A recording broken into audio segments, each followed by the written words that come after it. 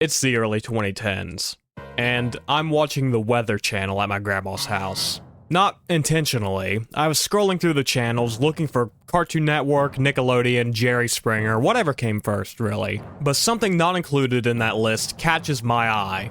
A funnel cloud, absolutely wreaking havoc on a town. So being scared out of my mind, I rush in a few rooms over, gathering my family in a panic saying there's a tornado nearby and we need to get to shelter. So of course they rush in to see what I'm seeing and they're astonished. I remember them saying, "My God, Tanner, that's in Georgia, you absolute moron, we live in West Virginia." I was a kid, give me a break. But it's true, I am terrified of tornadoes. Even if I do live in West Virginia, an area of low tornadic activity. I mean, look at this map. This is every tornado to ever touch our state. It doesn't change the fact that I am terrified of them. And I think it's due to their sheer unpredictability. When dealing with these monsters, situations can go from a calm unease to a life and death situation in seconds. While this fear is ever present, I have another strong feeling for tornadoes: fascination. Hence the following, 2 hours of information? I wasn't sure about doing a tornado iceberg at first, as it's been done before. But to stand on my own 2 feet, I did create my own iceberg chart with over 120 stories. We cover the science, pseudoscience, damage, and everything else in between. Both known and obscure about tornadoes. We even have some lost media sprinkled in for good measure. This video is coming out on May 31st, the last day of the month that sees the most tornadic activity, and I hope it was a tame one. But that's enough yapping. We have over 100 stories to discuss, so let's begin, as always, with Tier 1. EF versus F. If this is your first iceberg video, this is how they work. They're sorted by tiers, with the best well-known stuff being at the top, and as we go further down, it becomes more obscure and unknown. Consequently, part of Tier 1 explains tornado terminology that will appear throughout the video, and it's only fitting we start with the tornado ranking system. The first tornado ranking system was created by Ted Fujita, a meteorologist we will discuss soon. In 1971, Fujita and a man named Alan Pearson created a 6-tier system for ranking tornado intensities, ranging from F0 to F5. F0 tornadoes have wind speeds of 73 miles per hour and under, while F5 tornado wind speeds reached over 300 miles per hour. Once created and accepted, the system was retroactively applied to all tornadoes that touched down post-1950. In 2007, the Fujita scale was phased out and replaced with the Enhanced Fujita scale, EF. It's basically a more in-depth analysis of tornado damage, where the regular F scale looked at damage to buildings, trees, and other man-made structures. The EF scale uses a wider range of damage indicators. I'm straight up stealing this analysis ABC7 Amarillo made. Let's apply this to the Three Little Piggies stories. Instead of a wolf blowing on the houses, it's a tornado. And this tornado levels the house made of straw, but does nothing to the house made of brick. Well, with the F scale, this tornado would be ranked in F1 due to its singular house destruction. But the EF scale takes in consideration that brick is denser than straw. Anything would blow it over. So the tornado would be ranked in EF0. One last thing about the scale. Fatalities, wind speed, and tornado size have little to do with each storm's ranking. It all has to do with damage caused, giving us some discrepancies with certain tornadoes we will discuss as we go further down. Ted Fujita. Now we can discuss Mr. Tornado himself, Ted Fujita. Born in Fukuoka, Japan on October 23, 1920 as Tetsuya Fujita, he studied physics and earned a doctorate at the University of Tokyo. Prior to his education, he survived the atomic bombings of Hiroshima and Nagasaki, and was able to study the damage caused by them, sparking an interest in damage as a whole. Upon receiving his education, he moved to Chicago, where he joined their university's meteorology team. He would begin to study tornadoes and their damage conducted. Of course, as we mentioned, Fujita is best well known for the Fujita scale, F0 to 5. He would study the damage paths taken by tornadoes, drawing them out by hand, as he didn't trust a computer to do the work. However, damage was not the only thing he studied. He also helped develop and expand understandings of multiple vortices tornadoes, downspouts, and microbursts. Ted did this for years, retiring in 1998, where he would pass away 8 years later. EF5 drought. On May 20th, 2013, a 1-mile wide monster of a storm touched down in McLean County, Oklahoma. For 40 minutes, this beast traveled nearly 14 miles, causing over $2 billion worth of damage. The ground was scoured, over 1,000 homes were completely destroyed, and most unfortunate, 24 people lost their lives in a storm that would quickly be labeled an EF5, the last one to ever touch down. I'm writing this on April 27th, and in 23 days, it will be 12 years since an EF5 has touched down. Of course, you're watching this on May 30th, hopefully. So we're over 12 years without one, hopefully. A lot can change in a month. We are in an EF5 drought, the longest one to ever take place.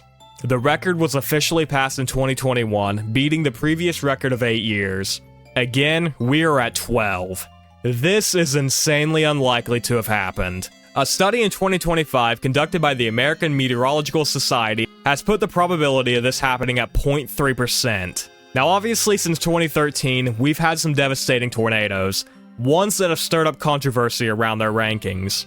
None of them have reached the rare EF5 ranking, but some believe this should have changed. Notable ones that have taken place in this span include the 2011 Tuscaloosa Birmingham tornado, the 2014 Mayflower Valonia Arkansas tornado, and the 2023 Rolling Fork Mississippi tornado. Again, writing this at the end of April with a release in May. Let's hope this drought has continued. Tornado alleys.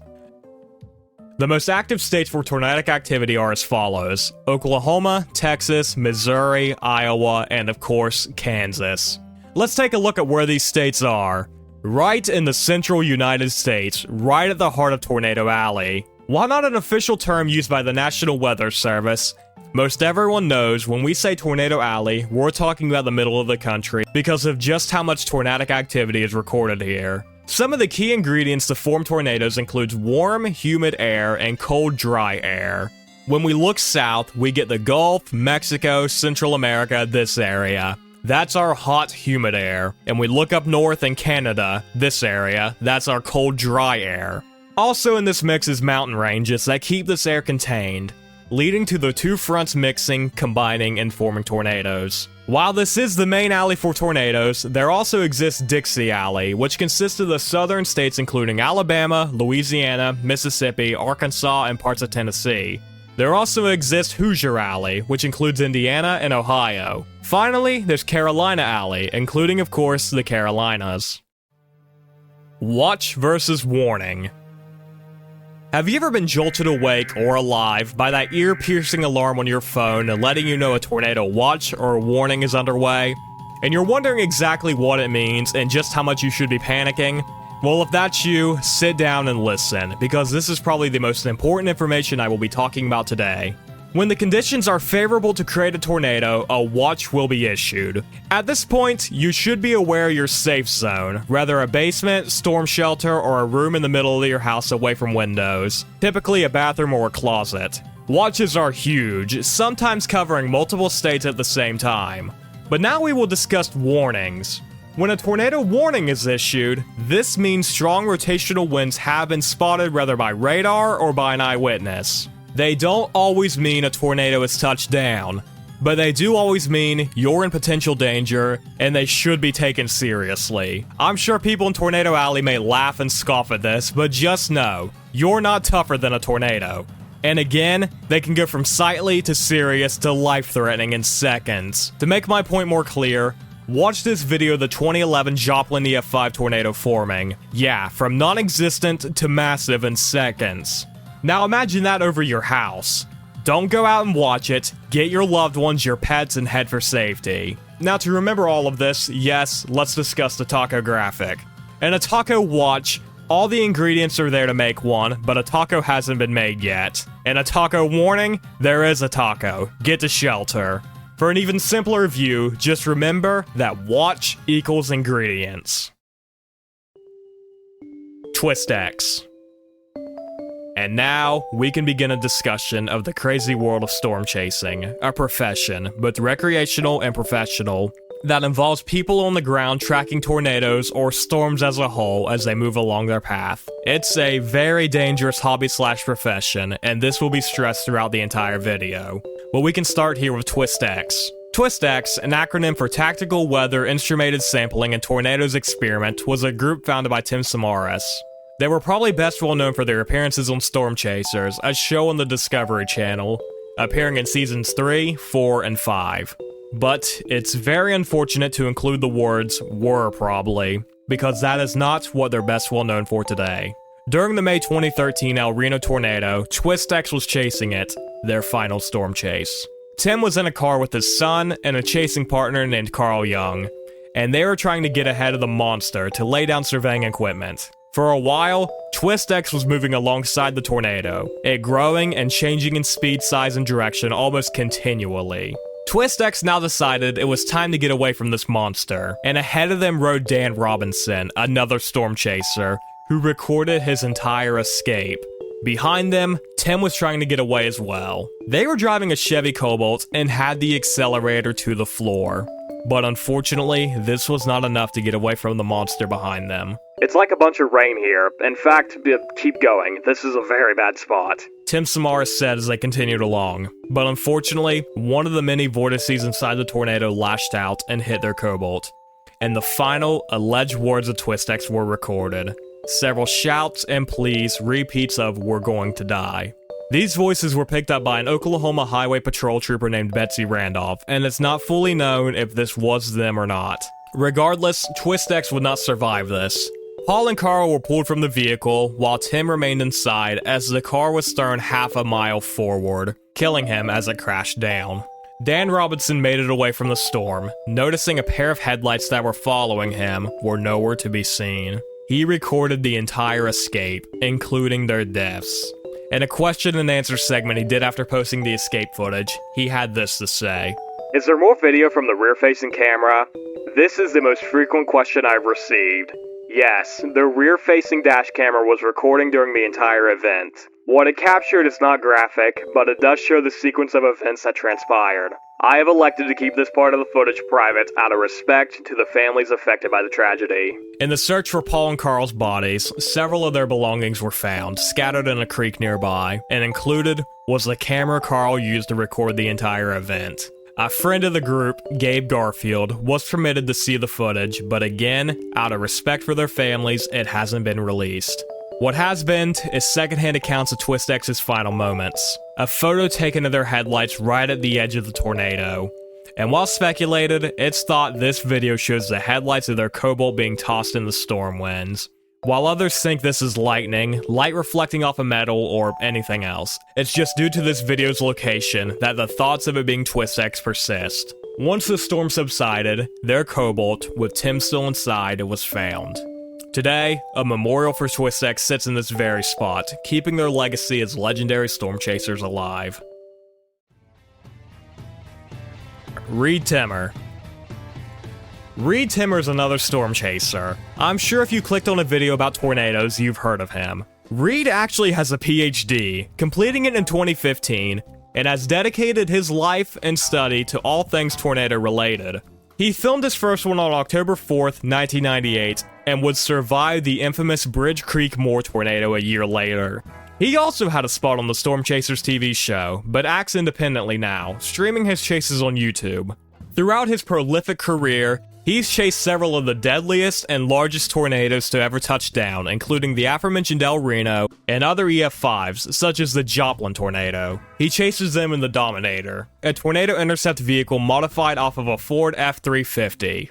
If all of this wasn't evident enough, Glenn Powell's character in Twisters is based off of Reed Timmer. He's caught flack before due to his more showy style of storm chasing. But I mean, like we said, this guy has a PhD and he's been doing it for nearly 30 years. I think he knows what he's doing. Green skies.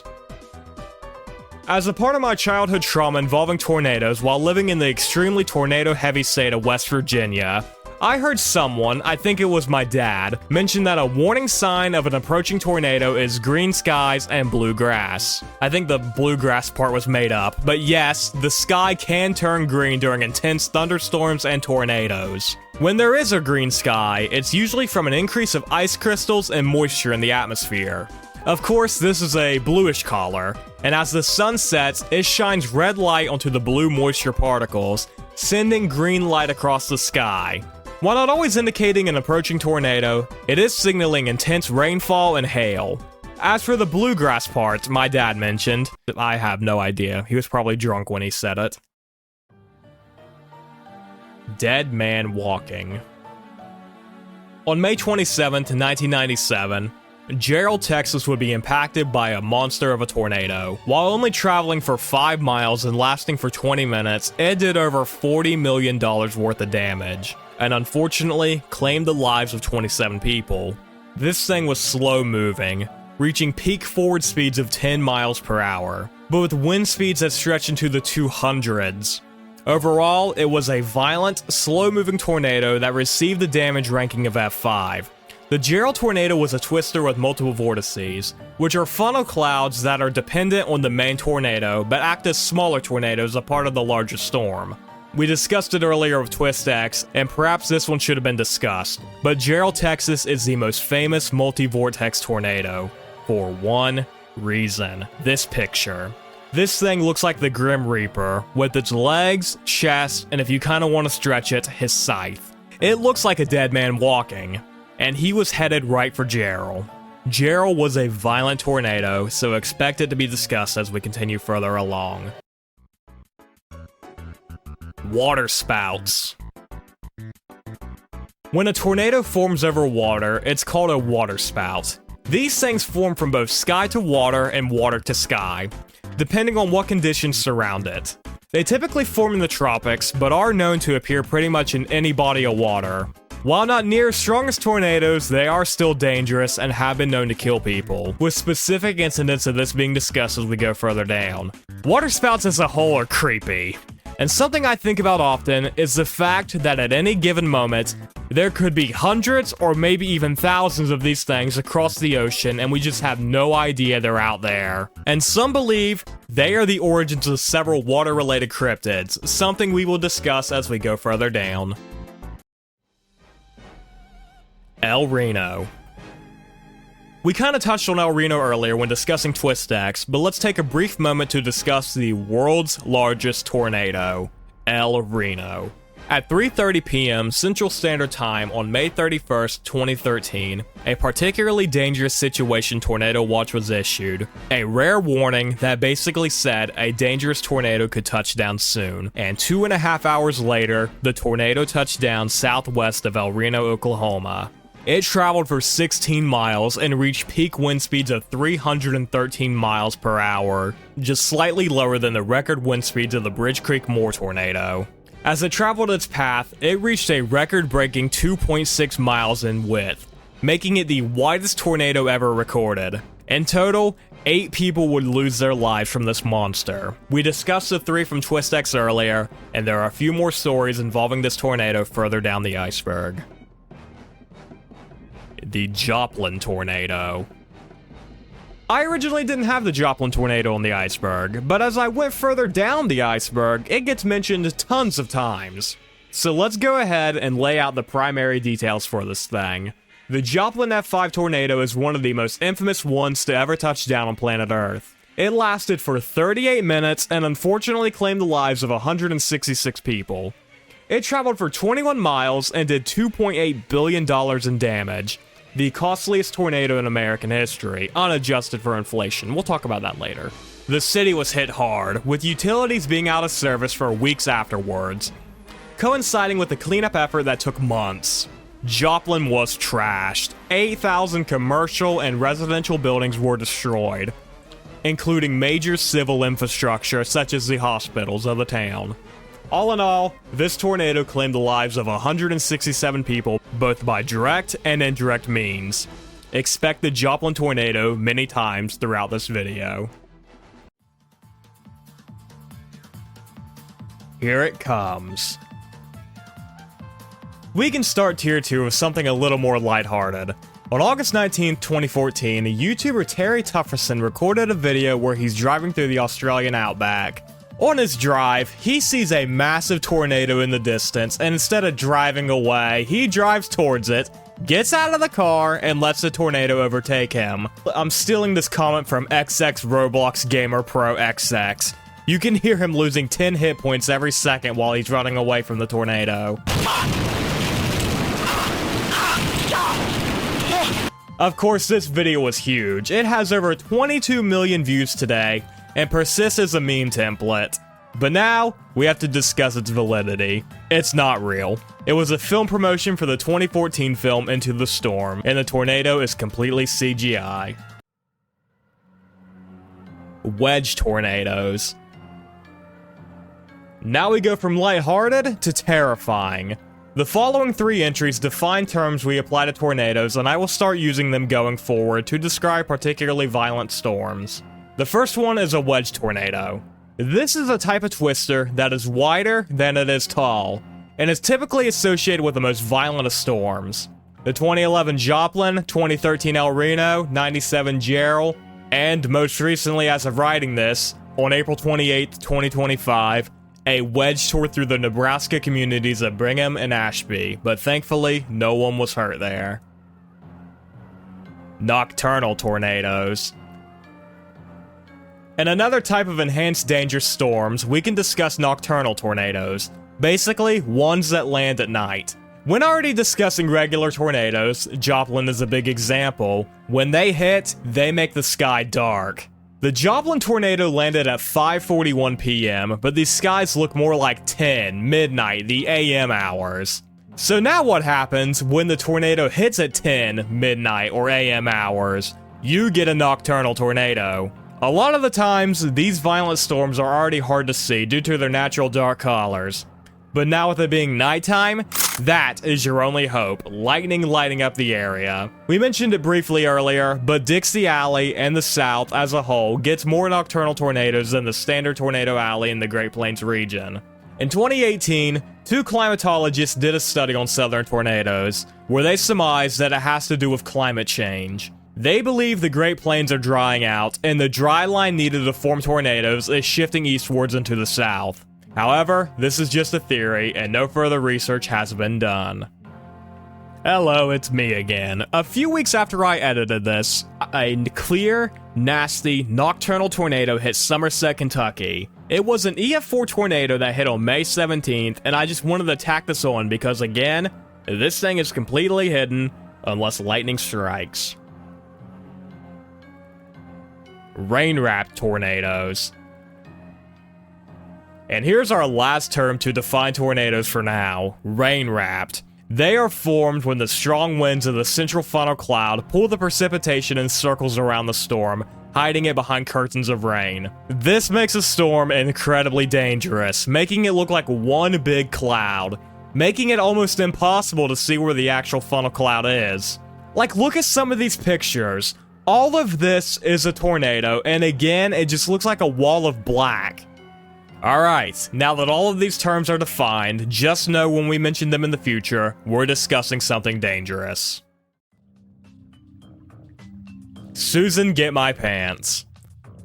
Another lighthearted entry of some of the most beautiful tornado footage ever recorded. On June 23rd, 1998, an F2 tornado touched down in Columbus, Nebraska and traveled for 6 miles. And some guy we know nothing about was recording it. During said recording, the guy said this. Susan, get my pants! This man is staring down an F2 tornado barreling straight for his house, and 8 minutes into it, he's suddenly remembering, oh damn, I'm not wearing pants. Which makes me wonder if he was naked watching this thing. Further into the video, it kind of breaks up, changes shape, and heads up into the sky, completely skipping over this guy's house and landing on the other side. It then ropes out, becomes incredibly skinny, and dissipates. Very beautiful, very unique footage, but also very dangerous footage to capture. Especially doing this shit naked. Good lord, Nebraska, get it together. Thankfully, this tornado didn't even injure anybody. McConnell Air Force Base footage. On the topic of beautiful tornado footage, we can now discuss the McConnell Air Force Base footage. Between April 26th and 27th of 1991, multiple spots in Oklahoma and Kansas were faced with a storm outbreak. By the time it was over, 21 people would have lost their lives and 313 were injured, and $589 million in damage was done, a modern-day equivalent of $1.35 billion. But this storm could have been a lot worse, as the singular F5 tornado as a part of this outbreak hit McConnell Air Force Base in Wichita, Kansas. This tornado narrowly missed a row of 10 B-1 bombers, which each cost $280 million. But more concerning, 2 of these bombers were equipped with nuclear warheads.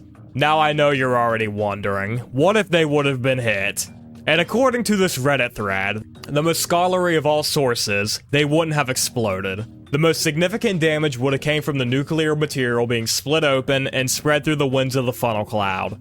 But if all 10 bombers would have been destroyed, this would have been the costliest tornado of all time. James Spann. James Spann is one of the best well-known meteorologists. He began his career in 1973 at WTBV Radio, and what he's probably best well known for is his coverage of the 2011 super outbreak. We'll discuss the specifics of that event very soon, but James Spann was on air for over 12 hours, reporting on the super outbreak. He basically talked non-stop for the 12 hours. His goal was simple: keep people safe and keep people informed throughout the entire outbreak. So that's what he did, stressing the importance of being in a basement or a respective shelter. Without a doubt, James Spann saved hundreds of lives that day. Super outbreaks. A tornado outbreak occurs when multiple funnel clouds are formed by the same weather system. These occur within the hours of one another and in the same region. And to define it as an outbreak, it usually takes 6 to 10 tornadoes. That's a normal outbreak. But there also exist super outbreaks. In 2023, American meteorologist Thomas Grzoulis created the outbreak intensity score as a way to rank tornado outbreaks. Only significant tornadoes are included, with EF2 tornadoes receiving 2 points, EF3 5, EF4 10, and EF5 15. Using this score, only 3 tornado outbreaks have scored more than 250 points on the OIS. The May 1917 outbreak, the 2011 super outbreak, and the 1974 super outbreak, receiving the highest score of 578 from a combined total of 148 tornadoes, including 7 EF5s. This is not the largest tornado outbreak. That title belongs to the aforementioned 2011 super outbreak. In total, 368 tornadoes struck the states of Mississippi, Alabama, Tennessee, Virginia, Pennsylvania, and even New York. In total, over $10 billion of damage was done to this area, a modern-day equivalent of $14 billion. This is the outbreak we discussed with James Spann, when he went on the air for a non-stop streak of 12-hour weather coverage. Unfortunately, this is also the outbreak that claimed the most lives at 324, 5 more than the 1974 super outbreak. The Tri-State Tornado.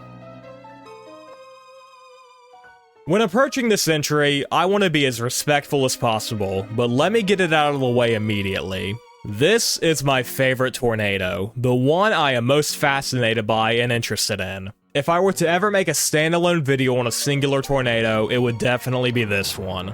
The Tri-State Tornado is the single deadliest tornado to ever touch down on United States soil. This absolute demon lasted for nearly 4 hours and had wind speeds in the 300s. This was in 1925. Tornado awareness was not what it is today. It first touched down at 12:45 CST in Reynolds County, Missouri. For 4 hours, the tornado traveled 219 miles across the states of Missouri, Illinois, and Indiana, killing at least 695 people. I think the scariest part about this thing is that there's no videos or even photos of this thing. We only have eyewitness accounts of what it looked like. For one, it was solid black, due to the sheer amounts and different types of soil it collected along these 3 states. It blended together into a large, black, rolling cloud. That's part of the problem as well. This thing did not resemble a typical twister of the time, as in the funnel cloud was covered by debris, dust, rain, and hail. This caught many people off guard, who believed it to be a dust storm, only realizing it was a tornado at the last possible second, meaning many people were caught out in the open, leading to truly awful fates. While there are no official photos of this thing, there are artist reconstructions based off the aforementioned first-hand accounts, and they are terrifying. Even today, with our understanding of tornadoes, I'm sure many people would still not realize that this thing is a tornado. I mean, look at it. It looks downright evil, like a rolling black cloud. In modern times, this tornado would be given the F5 ranking, but in our modern times, its validity has also been called into question, mostly around whether this thing was one tornado or a tornado family, meaning multiple funnels that belong to the same system. Regardless, I am insanely interested in the Tri-State tornado, and again, if I were to make a standalone video on a single storm, it would be this one first. Wildebeest. I wake up this morning and it is storming like crazy. I can hear the hail on the roof. I look out my window. The pool is going crazy because there's so much water flowing into it. The trees are crazy. This is Will Norton. On March 22nd, 2011, he was set to graduate from high school, with plans to enroll in college the following semester. Before the ceremony started, a tornado warning was issued for the town of Joplin, Missouri. Once the ceremony was over, Will and his father got into their car, hoping to beat the storm on their way home. Unfortunately, the Joplin tornado did strike their car, and Will was pulled through the sunroof of their SUV. His body would be found a week later in a lake not far from where he was pulled from the car. Slabbed. We rank tornadoes based off of damage, and one key damage indicator that determines if a particular twister will get that rare EF5 ranking is the aftermath of damage to buildings. That key indicator is the presence of slabbing. This refers to when a tornado hits a house and completely destroys it, leaving behind the concrete foundation alone. A slab of concrete, meaning a house got slabbed. It's pretty eerie to look at. Looking at some of these photos and just seeing a slab of concrete, knowing that someone's life was completely uprooted and ruined that day. And what's even creepier? If you look at slabbed neighborhoods. Once communities housing thousands of people, now reduced to a series of concrete slabs. Tornado Archive. Tornado Archive was a godsend throughout this video, and honestly, it's just a cool website. It documents literally every known tornado to ever touch down, from the 1700s to 2023. It's not just America, it's for the entire world. You're able to check specific dates, date ranges, everything. It's a cool website. I recommend it. See what the worst tornado near you is, check if any touched down on your birthday, or maybe study the path of the most infamous twisters to ever touch planet Earth. PDS. A PDS is the next step away from a watch and a warning. It stands for particularly dangerous situation. This pretty much means a tornado is going to touch down and it's going to be a bad one. They're used for other natural disasters, flash floods, regular thunderstorms, fires, everything. A PDS for tornadoes is typically issued when there is over an 80% chance for a dangerous tornado, EF3 and above. So overall, if you hear the letters PDS, you're in trouble, and you need to be in whatever cover is most appropriate. Hail with tornadoes.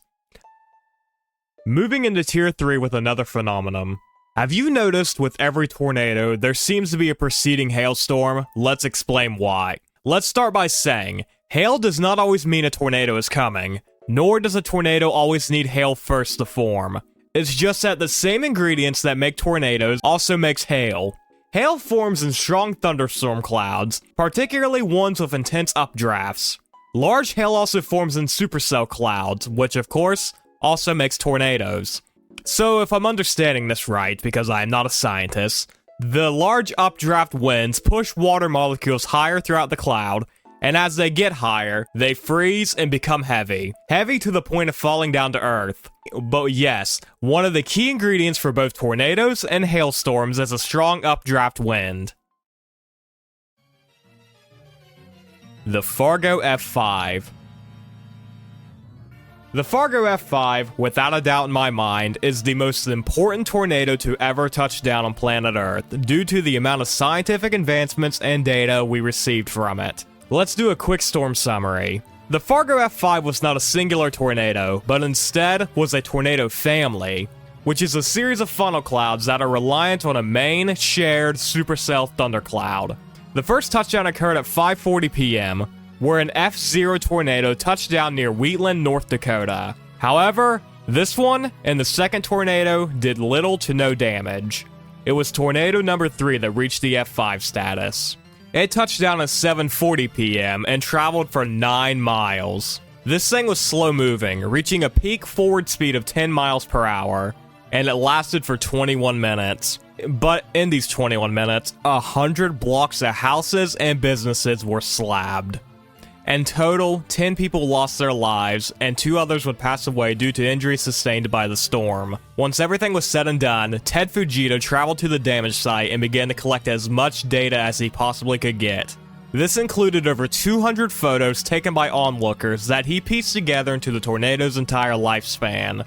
He also had access to home films taken of the tornado, and he used all of this evidence to calculate the storm's wind speeds. He dedicated 2 years of his life to this thing, and would later publish his findings in a 75-page document where he coined tornado terminology that is still in use today. This was in June of 1957, and while not the first tornado Fujita studied, it is definitely the most important one. It was a momentous step forward towards a better understanding of tornadoes as a whole. The Twister poster image. Twister is the best well-known tornado movie to ever come out. It was huge at its debut, and it's just as big today. It gave birth to a whole generation of storm chasers, or people interested in tornadoes as a whole. Part of Twister's iconography has to be its poster. It's beautiful, it's a little eerie, and some people were curious, which tornado is this? Swuggle Studios, my favorite tornado YouTuber, did a video investigating the Twister poster, and he did find out which one it was. He started with the guy who took the iconic photo, Warren Fadley. Warren remembered the tornado that touched down was near Miami, Texas on May 28, 1994. From here, Swaggle was able to find the tornado on Tornado Archive. A fan of his eventually reached out with a link to an obscure video that captures the entire tornado, where, upon viewing it, the exact frame used for the poster was found. This was an abridged mention of the search, and I highly recommend Swaggle's video and his channel as a whole. If you like tornado videos, you're gonna love his channel. Waterspout swarms. We're back on waterspouts, and remember how I mentioned some people believe waterspouts are the source of many water-based cryptids? Let's explain that now. A lot of times, these things aren't alone. There's sometimes several of these things in one spot, a phenomenon known as a waterspout swarm. These things are already dangerous, but now imagine this. It's 300 years ago, maybe even further. It's late at night, pitch black outside, and you can hear something, like powerful winds, before suddenly, your ship is rocketed back and forth by something unseen. Now in reality, it's a waterspout, but you can't see that, and you have no idea what a waterspout is. So your imagination runs wild. It's not a waterspout attacking your ship, it's a giant squid. And that's where the Kraken comes from. But that's just a theory. Before we move on, I found a website documenting old waterspout encounters, and I want to read a couple of weird ones. In 1862, a ship called the Lady Denison was chased by a waterspout. And we tacked around to almost every point of the compass, and the fearful thing followed us at every turn, until we succeeded in clearing it by tracking back to the south-southwest point. 9 spouts with funnels passed the ship in 20 minutes and ranged themselves together close on the ship's lee. August 18th, 1894. A ship off the coast of New South Wales sees a waterspout loop in the air, creating a ring before it funneled further into the sky. Overall, again, these things are creepy. Is Xenia an F6? On April 3rd, 1974, the city of Xenia, Ohio was absolutely devastated by a monster storm. Lasting for 40 minutes and traveling for 30 miles, it claimed the lives of 32 people.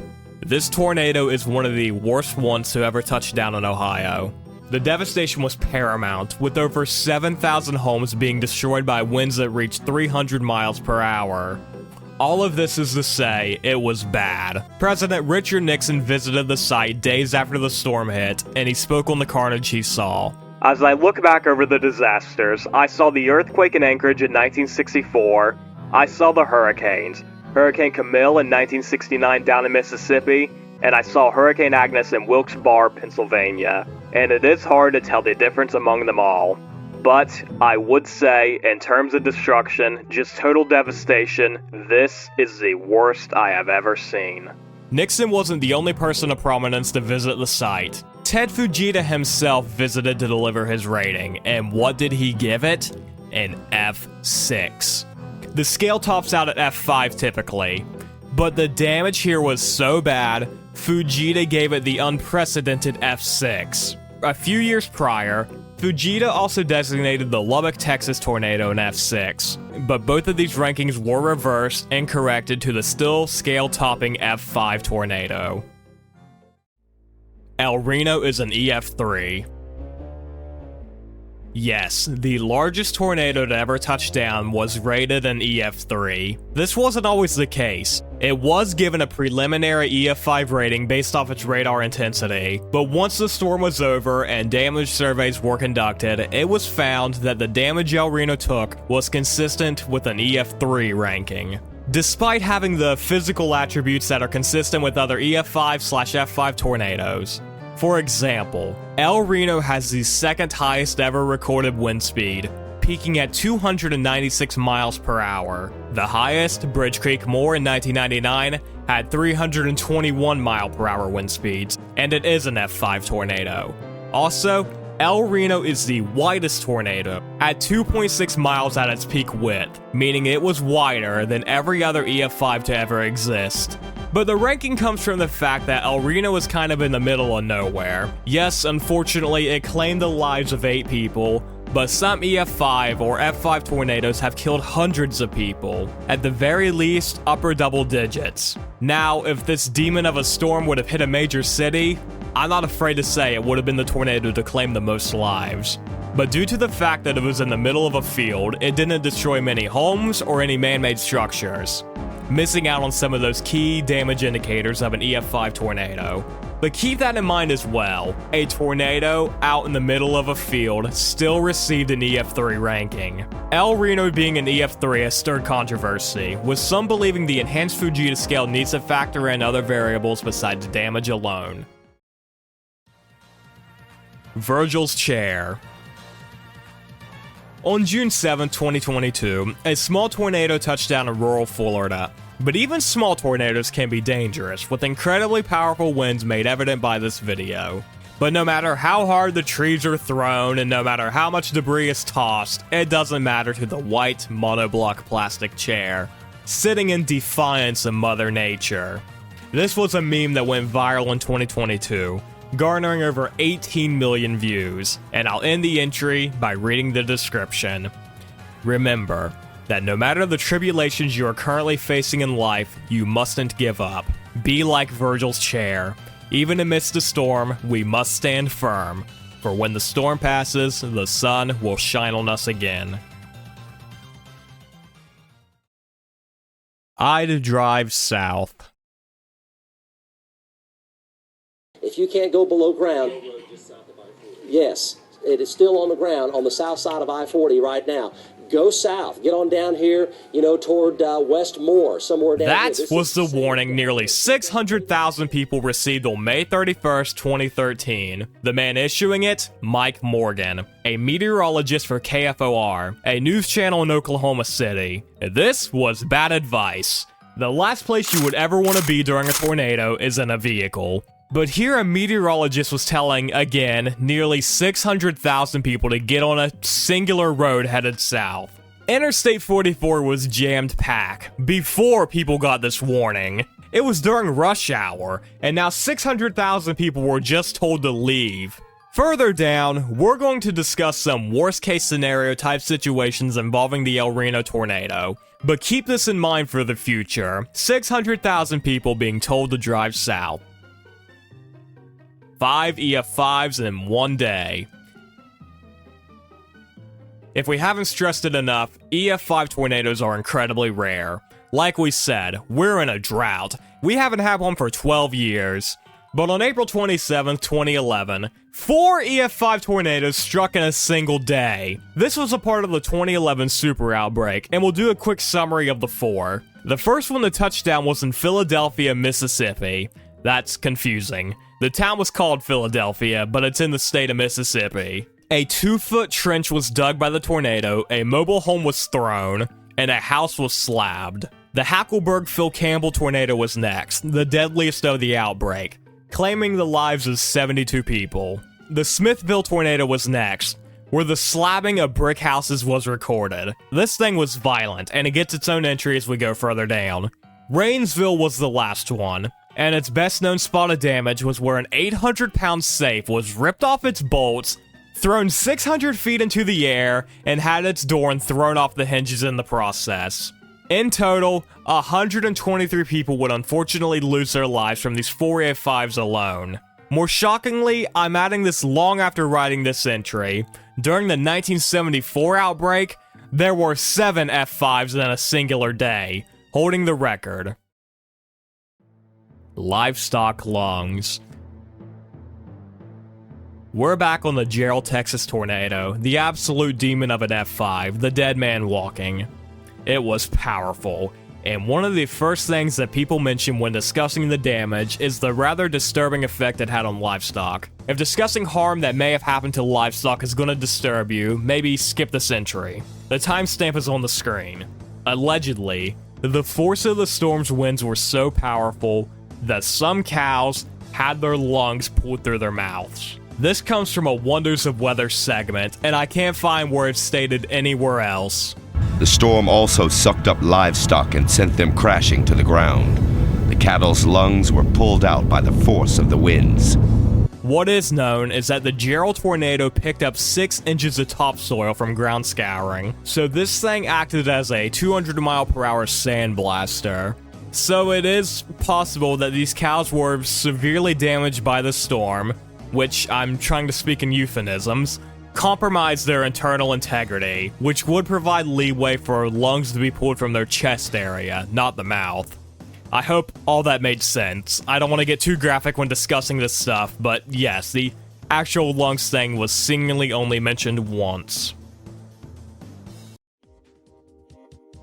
The Manitoba F5. The Manitoba EF5 is one of the most, or maybe even the most, photogenic tornadoes. I mean, look at this thing. It's beautiful, picturesque, and I'm not scared to marvel over this one, because it didn't kill or even injure a single person. It is such a default tornado that when you go to the Wikipedia page for tornadoes, it's the picture used. It was a part of a 2-day small tornado outbreak across the Canadian state of Manitoba. This thing had a wind speed of 261 miles per hour, lasted for 3 minutes, and did $40 million worth of damage. Unfortunately destroying a few homes and throwing around a few cars. To this day, the Manitoba EF5 is the only EF or F tornado to hit Canada. And while this thing is beautiful, just know it debarked trees, scoured the ground, and destroyed several well-built and anchored homes. This thing was a monster, and if it hit a city, it would have been devastating. The river myth. There's a myth surrounding tornadoes that they cannot cross rivers. Myth busted. Yes, that was footage of a tornado crossing the Mississippi River and the Ohio River. The second deadliest tornado in American history crossed the river and flipped a boat. More on that soon. The La Plata tornado crossed the Chesapeake Bay and remained on its path for 15 minutes, never once weakening, making it across the entire bay before it hit the state of Maryland. 2018, no violent tornadoes. Since official record-keeping for tornadoes has began, the year of 1950, 2018 is the only year to have no recorded violent tornadoes in the United States. This means there wasn't a single EF4 or EF5 tornado in all of America. Consequently, this was the year for the lowest recorded tornado fatalities. However, that was just for the United States. there was a singular EF4 tornado in Canada that did claim the life of one person.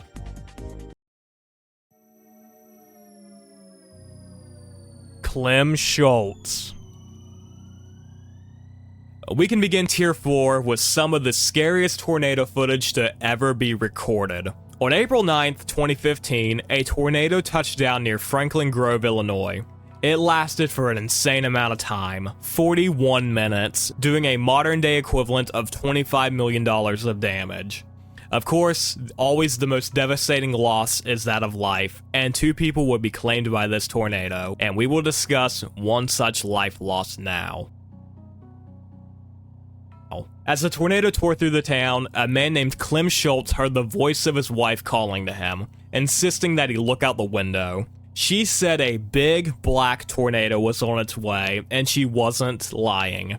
This thing was making a beeline for their house, but Clem figured it would hit just west of their residence, leaving them untouched. So while his wife retreated to the lowest part of their home, Clem went upstairs. This is the worst place to be during a tornado, but Clem hid in the corner of his upstairs, recording the monster as it headed right for his house. He saw parts of his roof fly by as the wind picked up shingles, and he realized that this thing would hit his house, a realization he made way too late.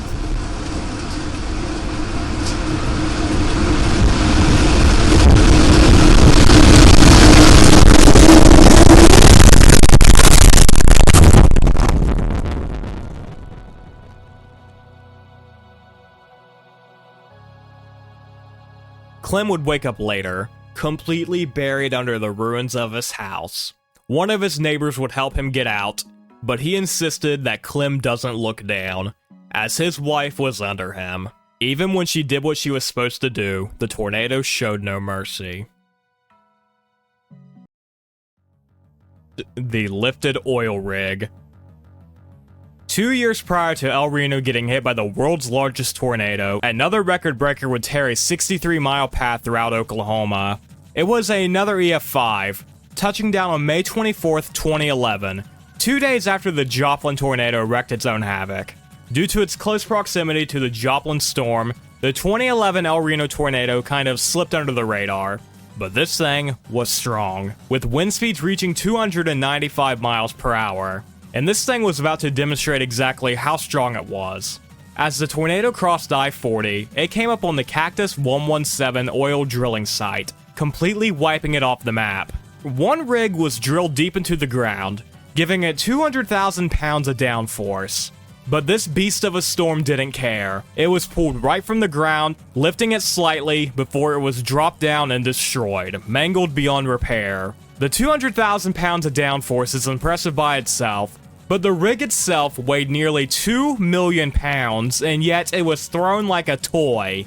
This gives the 2011 El Reno EF5 the record for the heaviest object to ever be lifted by a tornado.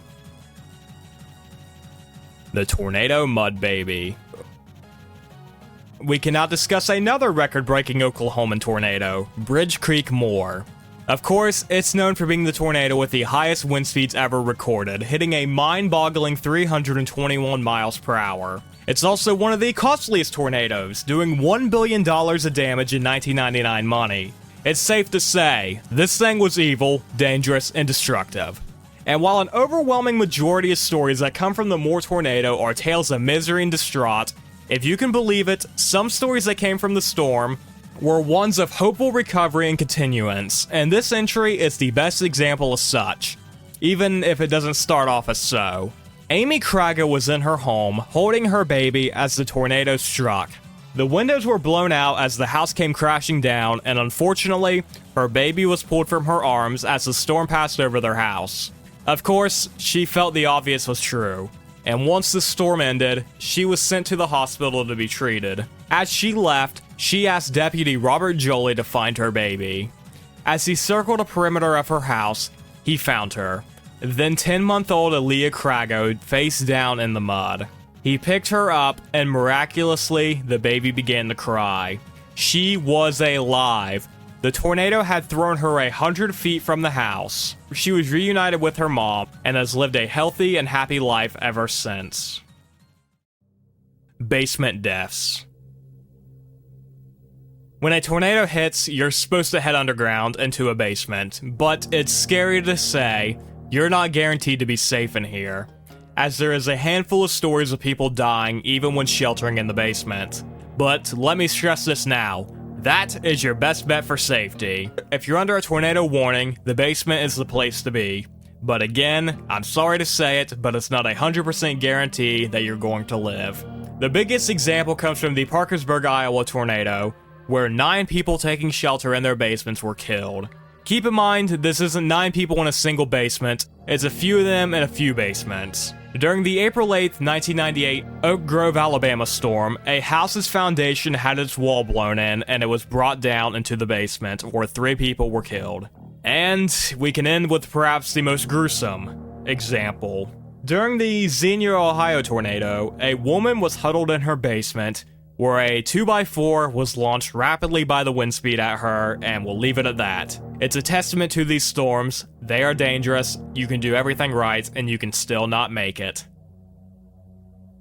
The Joplin gas station footage. We will now discuss some of the scariest tornado footage to ever be captured. However, I almost feel it's more apt to call it tornado audio, as you cannot tell what's going on by looking at it. You have to really listen to pick up what's going on. It was captured during the Joplin tornado, where a group of people were huddled in a gas station. When stuff's breaking in the back. Yeah, I know. Can we go in the cooler?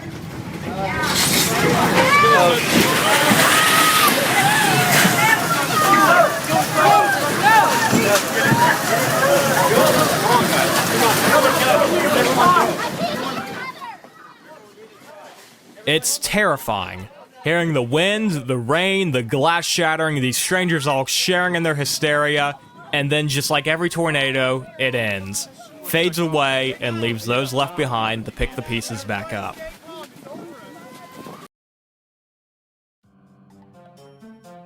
Moore the Magnet. Moore, Oklahoma is a southern suburb of Oklahoma City, and it might be the single city that has seen the most amount of tornadic devastation. We can immediately begin by mentioning the 2 F5 tornadoes that hit the town. The infamous Bridge Creek Moore tornado of 1999, and the latest EF5 tornado, the Moore 2013 storm. On top of this, 2 EF5 tornadoes hitting it. We are followed back by 19 other tornadoes stretching back to 1893 hitting the town. This is insane, but I do want to focus back on the 2 F5s real quick. The first one was the Bridge Creek Moore tornado, which holds the record for the fastest wind speeds to ever be recorded. 36 people lost their lives, and again, we go into the EF5 of 2013. 24 people lost their lives. 2 devastating EF5 tornadoes hitting a singular city is a big deal. Is this a coincidence, or is the city of Moore cursed? The Waffle House Index. Alright, fine. You're not going to take a watch or a warning seriously, but if you happen to be in the path of a potential incoming storm, and you check your local Waffle House's hours, and you see they're closed, buddy, just lay down and die. This comes from the fact that Waffle House stays open 24 hours a day, 365 days a year. The restaurant has an index of 3 callers following a storm. Green means it's a full menu, come on in. Yellow, it's a limited menu. The store's probably lost power and is running out of reserve food supplies. And then there's red. I imagine the city is a crater. The Waffle House brand actually has jump teams that help get the restaurant back up and running following a devastating storm. In fact, during and immediately after the Joplin storm, the 2 Waffle Houses in the city remained open. This is actually where the Waffle House Index came from. Seeing the devastation of the Joplin tornado still ending in an operational Waffle House meant real devastation could be measured in the future, giving us the Waffle House Index. The Waffle House Index is primarily used to measure hurricanes instead, as we have a lot more time to prepare for a hurricane's devastation compared to tornadoes. Consequently, in 2022, ahead of Hurricane Ian, 35 Waffle Houses in Florida closed down. Same thing for Milton in 2024. 25 Waffle Houses closed down before the storm made landfall. Richard Charles Henderson. We're back on the El Reno storm. Unfortunately, this is the tornado that claimed the lives of the TwistX team, but they weren't the only storm chasers to lose their lives that day. This is Richard Charles Henderson, a native of Weatherford, Oklahoma, a truck driver who chased storms in his free time, and he was chasing the largest tornado to ever touch down. At 6:05 p.m., 2 minutes after the tornado touched down, Henderson took a photo of it. He sent it to a friend, saying he was out having fun, chasing storms. His friend replied telling him he should quit doing that. It was at this point that this friend called Henderson, and he heard loud popping noises on his side. He asked him if he heard it and what it was, and Richard said yes, that's debris hitting my truck. And then, the line went dead. The storm overtook him and he lost his life. 20 minutes later, Tim Samaras and TwistX would also be hit, losing their lives as well. The Mayo Clinic Formation. On August 21st, 1883, a tornado struck the town of Rochester, Minnesota. It was an F5, traveling for 43 miles and claiming the lives of 37 people. The town was completely devastated, and a third of it was wiped off the map. Once everything was said and done, the people of Rochester needed medical attention, but there were no hospitals in town. Instead, they were rather in Minneapolis or St. Paul. So a temporary hospital was to be built at Romnell Hall. While there wasn't a hospital there was a family of doctors, William Rural Mayo and his sons Will and Charles Mayo. So they took over the organization of medical supplies and care for the wounded. They would also reach out to a nun by the name of Alfred Moes, who provided a few other nuns to assist with nursing duties. Once everything was taken care of, the sisters reached out to the Mayo family, proposing that they would raise funds for a hospital if they would staff it. They agreed, and 6 years later, St. Mary's Hospital was opened, which would later become the Mayo Clinic. Today, a massive hospital that treats and researches medical problems. Howard, South Dakota tornado photo. There is something eerie about old tornado photos. They all look 10 times as scary compared to our modern day footage. It's probably something to do with the lack of camera quality in those times. So let's go way back, when cameras were way worse and were now a blossoming technology. We're in the year of 1884, in the territory of South Dakota, which is currently facing a tornado outbreak. On August 28th, at least 6 tornadoes hit the area, claiming the lives of 7 people. During this outbreak, a man named F.N. Robinson was in the streets of Howard where he saw the approaching tornado. So, he snapped a photo of it. This thing is scary looking.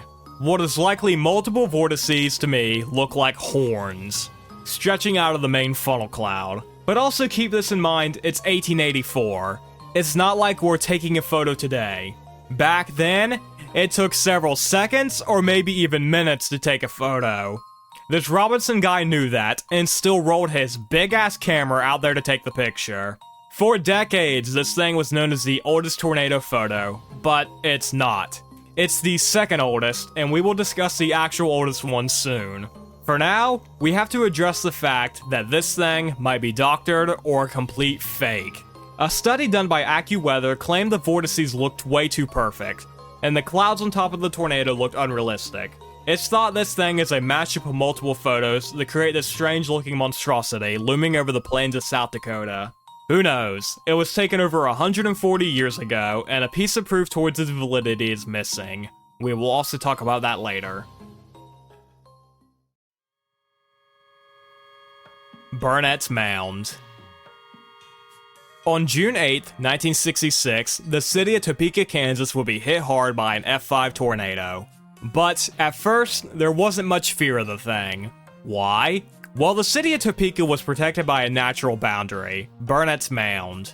This thing was of great importance to the Potawatomi tribe who lived in this area. It was said in years before that a massive tornado hit and claimed the lives of many of them. Afterwards, they were buried in front of this mound, and they asked for a blessing and protection from any future storms. Now we can discuss Chief Abraham Burnett, who now serves as the namesake for Burnett's Mound. After his death, he was buried here. While alive, he and other Potawatomi tribesmen stressed the importance of never touching this mound. and the people of Topeka listened for a while. In 1960, part of the mound was disturbed as room for an interstate bypass was made. The peak of the mound was also disturbed as a massive water tower was put on top of it. So now we're back to the 1966 tornado. A lot of people weren't concerned as they assumed that Burnett's Mound was so high that no tornado could ever pass it. Well, it touched down at 7:03 p.m. and would soon cross over Burnett's Mound, headed right for the city of Topeka, enacting a modern-day equivalent of $9.8 million in damage. 16 people would lose their lives, and a staggering 550 were injured. All you can do is pray. We're back to James Spann's coverage of the 2011 super outbreak across Alabama. At several points, he's left speechless by the sheer amount of devastation and destruction that's being wrought against the state. And he had several moments where he's left completely speechless. This moment is probably the most infamous of the bunch. He's completely speechless as he watches this monster cross into Tuscaloosa, Alabama, having this to say for the people down there. And all you can do is pray for those people.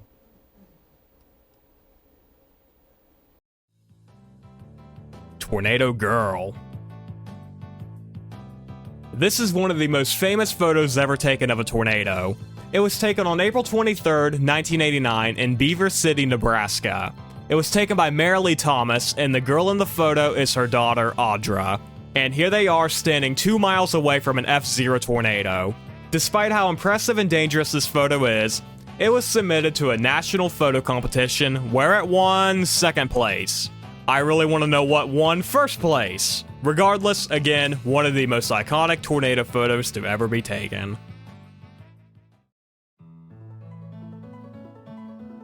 (1896) St. Louis tornado. Why not start the halfway point of the iceberg by discussing another record-breaking tornado, the most expensive one to ever touch down? In 2025 money, the St. Louis tornado did $5.9 billion in damage.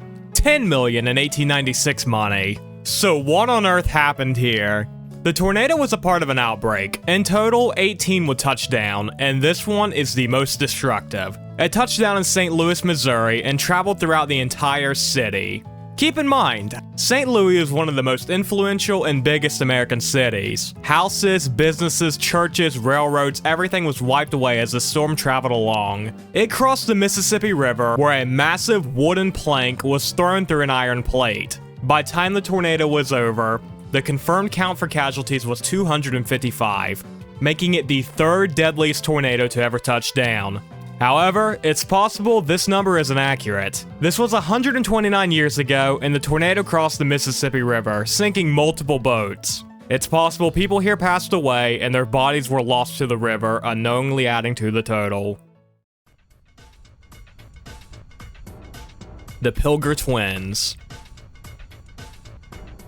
While not insanely common, tornado twins do occasionally touch down. In June of 2014, an outbreak took place across South Dakota, Nebraska, and Iowa. In total, 76 tornadoes touched down, and the Pilger twins were the most significant.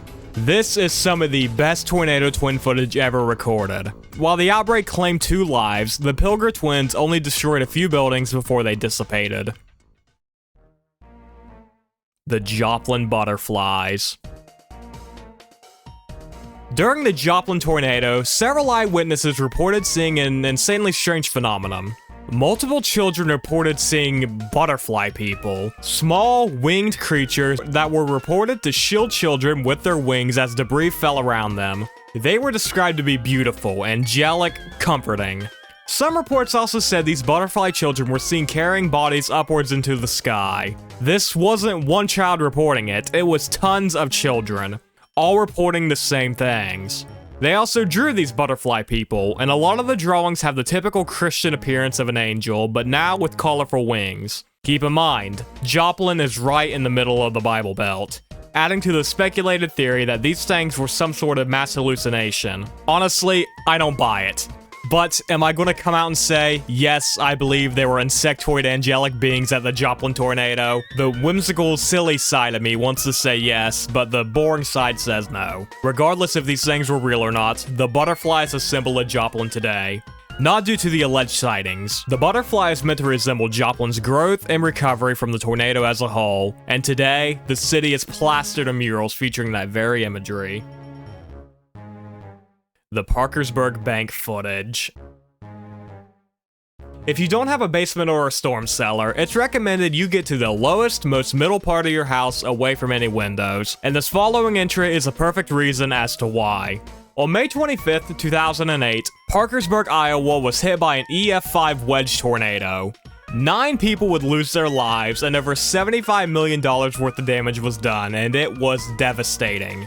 288 homes were destroyed, and we have footage of one particular home that was wrecked. It was captured by an ATM camera, which, first of all, why is an ATM camera looking right at a freaking residential house? Regardless of whatever freak put that in, it did give us a good look into just how powerful EF5 winds are. From a house to a void in seconds. But I want to highlight something. If we slow down the footage and we pay close attention to the top part of the house, look how fast the roof is peeled away. It's the first thing to go. But then, the second floor is destroyed. This proves that being in an upper part of a house is the most dangerous spot. It's the first one to go when a tornado hits. The bank itself wouldn't be spared either, and CCTV footage of the bank's interior was later released where we can see the same story. Perfectly normal bank, void, gone in seconds. The Chevy Avalanche Incident. During the 2011 El Reno tornado, the one that was an EF5, which, first of all, little side tangent, it was incredibly confusing to write about these. There was the 2011 El Reno EF5, then in 2013 there's the more EF5, and then a few days after that, there's the 2013 El Reno tornado, the EF3 that should have been the EF5, the largest tornado ever recorded. I hope I was able to keep these clear, but forgive me if I did screw them up along the way. But yes, 2011 El Reno EF5. One key image of damage that came out was the remnants of a Chevy Avalanche. It was mangled by the winds, picked up and hurled 2,000 feet northeast, right into a thicket of trees. It wrapped itself around a pole, the engine block was yanked out, alongside the tire axles, leaving behind this thing, a red mess of scrap metal that used to be a truck. I've said it a few times, the last place you would ever want to be in a tornado is a car, case in point right here. Garnett, Kansas photo. While the Howard, South Dakota tornado photo is often called the oldest tornado photo, we will now discuss the actual oldest tornado photo. And here it is. You're looking at a 141-year-old tornado. The photo was taken on April 26, 1884. It was a small, roped-out F1 tornado that hit the town of Garnett, Kansas, traveling for 10 miles. According to Tornado Archive, it did claim the life of one man, but on a news report, it was said no one was killed. So I wonder who this mystery man is that was supposedly killed by this thing. The photo was taken by a farmer named A.A. Abrams, who quickly put together his box camera, and in a process that likely took minutes, snapped the first ever photo of a tornado, beating the Howard, South Dakota photo by 4 months or 124 days.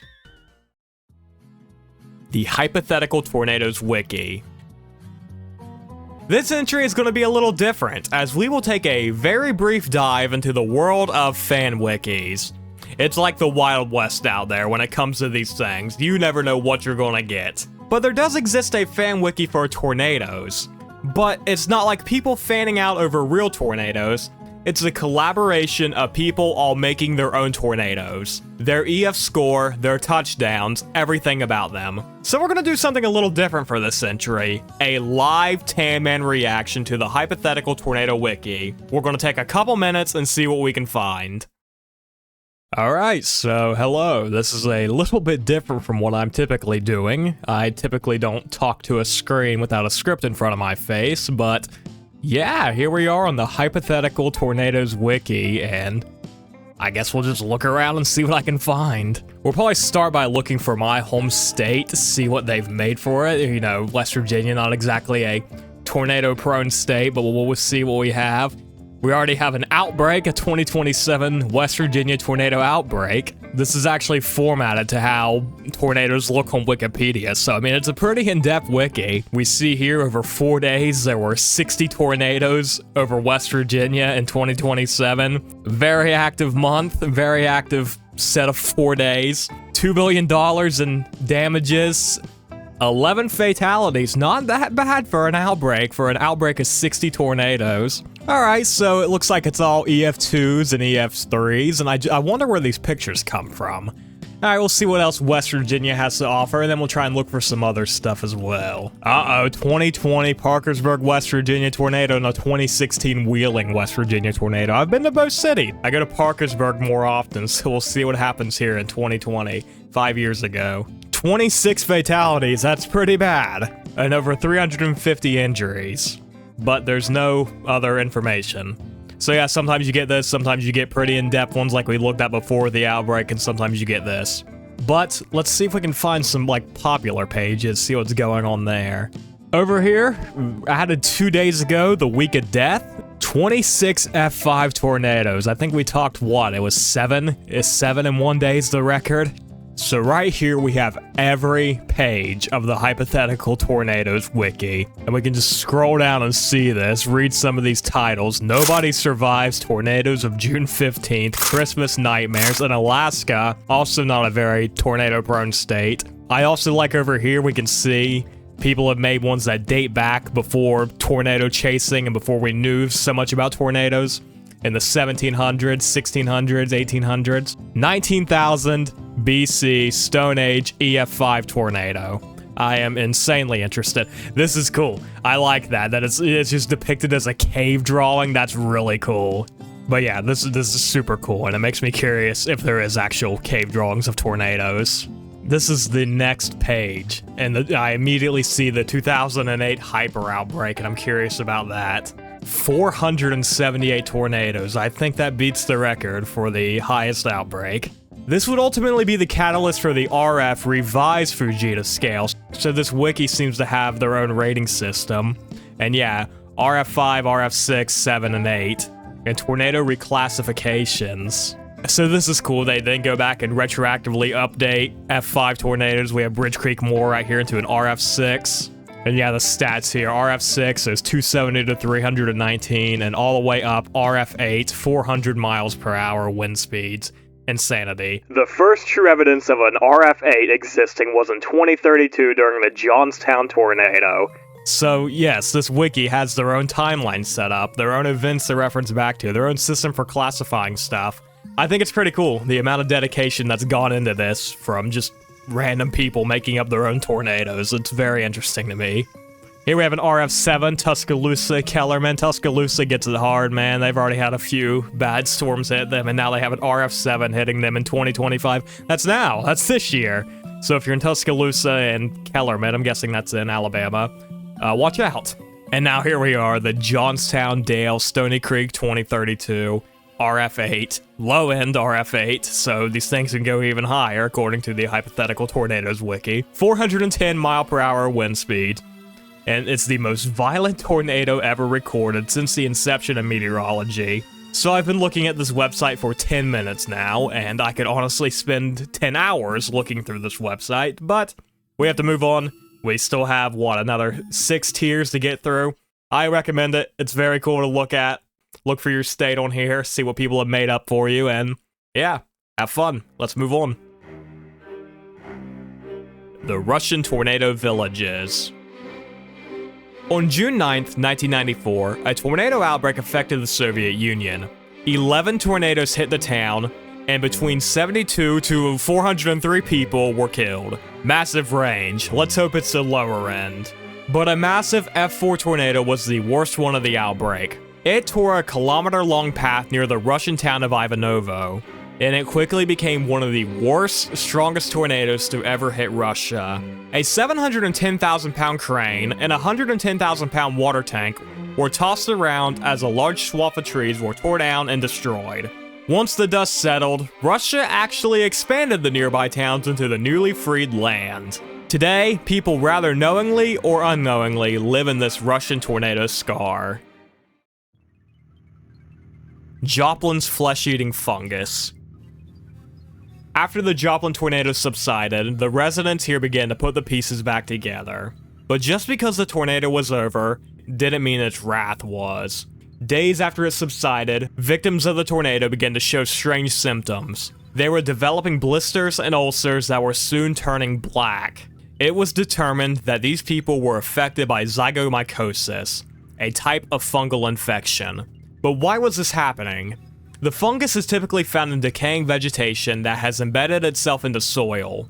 So when the Joplin tornado went right through the Ozarks, this soil was picked up and scattered across the battered town. From here, people injured by tornado debris, now with open wounds, provided a perfect entry for the spores, leading to zygomycosis. 18 people in total contracted this, and unfortunately, 9 would lose their lives from it, making the total Joplin death toll to be 167 lives lost. Highest elevation tornado. When we think of tornadoes, the environment they're at, the plains, low, flat grounds. But as I hope I've established, these things can appear anywhere, even 12,000 feet into the air. This tornado touched down at the Rockwell Pass at the Sequoia National Park in California in July of 2004. Now this thing was tiny, a little F-Zero twister that barely even lasted. However, the tornado at the second highest elevation is a little more significant. On July 21st, 1987, a tornado touched down in the wilderness of the Yellowstone National Park. It wasn't discovered until the next day because of its obscure location. This thing was estimated to have lasted for 26 minutes, traveling for 24 miles. It was at an elevation of 10,000 feet, so the only destruction it caused was to the trees, but it toppled tons of them. Due to its intense wind speeds, tree debarking, and ground scouring, it was given the F4 ranking. That will put Satoria Tornado. I think every tornado we've discussed so far has been on the North American continent, but they aren't exclusive to that area. Every continent, save for Antarctica, gets them, and one such area they're awful in is Bangladesh. In fact, the tornado with the highest ever death toll touched down in this very country. On April 26, 1989, a tornado touched down in the Bengali town of Dawalput, and it traveled for 60 miles, also impacting the town of Satoria. The tornado reached wind speeds of 260 miles per hour, giving it the F3 ranking. But you remember how we opened this. Let's unfortunately discuss the high death toll. Unfortunately, this thing killed 1,300 people and injured 12,000. Keep in mind, the deadliest American tornado killed 695 people. So this thing killed almost double. Why is this? Well, Bangladesh is one of the most densely populated countries on planet Earth, with nearly 3,000 people living per square mile. It should also be mentioned that this tornado hit a poorer part of Bangladesh, completely tearing through the homes here as they weren't well built, leading to this higher death toll. Quick little side tangent, if you thought this tornado was bad, 2 years later, the country was hit by a hurricane that killed 138,000 people. Insane. Storm shelters pulled from the ground. A storm shelter, or a cellar, is a small type of bunker usually detached from a home and placed underground for people to hide in during a tornado. Keep that in mind. A detached room built into the ground, buried into the ground. Now let's talk about the Rainsville tornado, an EF5, a part of the 2011 super outbreak. This thing was strong, having 200-mile-per-hour wind speeds. It also had intense ground scouring. We mentioned the safe earlier, but this tornado also partially lifted a storm cellar out of the ground as it continued along its path. Celebrities who survive tornadoes. Yes, it's true. A few celebrities have had encounters with the deadliest storms of Mother Nature, and they've lived to tell the tale. First off is Mr. Tornado Wrangler himself, Glenn Powell. He was actually in Gerald, Texas when the Dead Man Walking tornado hit. At first, he was mesmerized by it, but then he saw his aunt, who was driving him, got really nervous, which sparked his own fear. Elvis Presley also survived a tornado, one that hit Tupelo, Mississippi on April 5th, 1936. This was a part of an outbreak that hit the South, and the Tupelo tornado was the deadliest one of the bunch. It was the only F5 tornado of the outbreak, and it killed 233 people. Among the survivors was 1-year-old Elvis and his parents. Actress Melissa McCarthy revealed on Hot Ones that she survived the Plainfield, Illinois 1990 F5 tornado. The Plainfield tornado is getting mentioned later, so remember it as we go further down. On December 15th, 1998, a tiny F1 tornado hit the South African town of Southernwood, and President Nelson Mandela was here when it happened. He escaped without harm. Finally, now NFL coach once linebreaker Donta Hightower survived the 2011 Tuscaloosa tornado. Alright, we hit actors, musicians, politicians, and athletes. I think those are the only ways to get famous. Greenberg EF5. On May 4th, 2007, a monster of a tornado hit the town of Greenberg, Kansas. This thing was awful, destroying over 90% of the town. This was the first tornado to receive the EF5 ranking, as the system was adapted soon before it touched down. This thing was nocturnal, and it was most certainly a wedge tornado, as it reached an insane width of 1.7 miles, and this width was settled right over the town. Greenberg was kind of tiny, so this tornado was wider than the entire town, leading to the paramount destruction. Unfortunately, 12 people lost their lives, and the town saw a drastic drop in population due to this, going from 1574 in 2000 to half of that, 777 in 2010, 3 years after the tornado touched down. But while all of this is devastating, we can end with a bit of a positive outlook. Greenberg was rebuilt to be name appropriate, the greenest city in the state. Its main power source was swapped from fossil fuels to wind.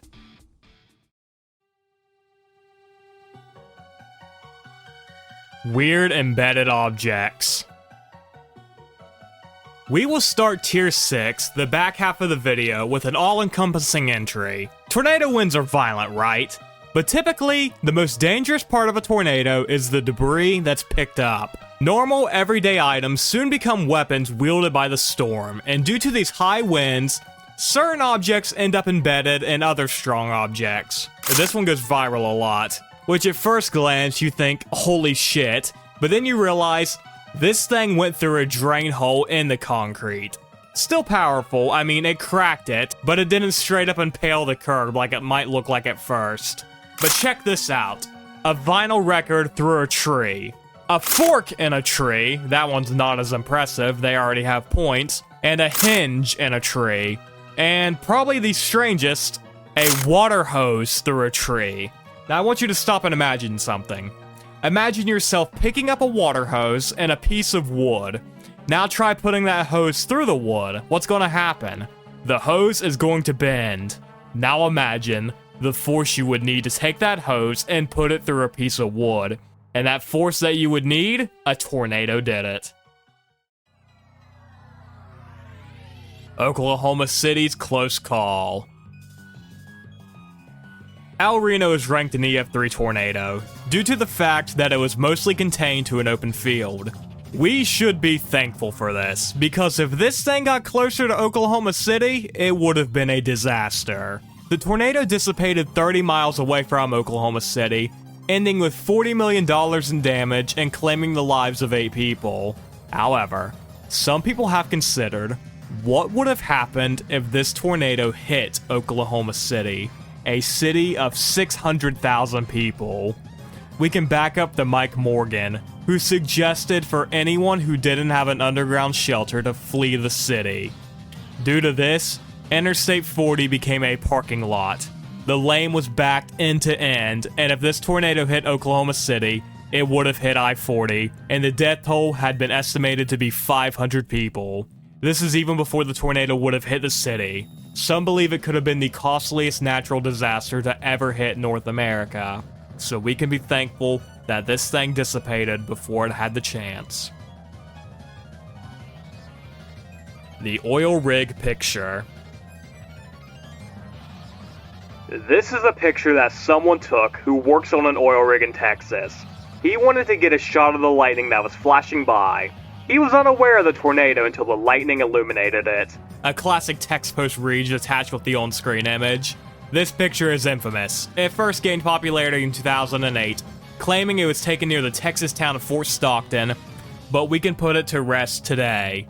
It's not real, it's a Photoshop. Well, the tornado in the picture is real, but it was taken in Florida. It was taken on June 15th, 1993 by Fred Smith, and it's actually a photo of a waterspout.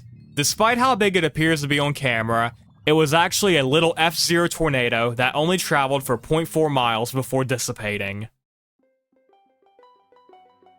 Overpasses aren't safe.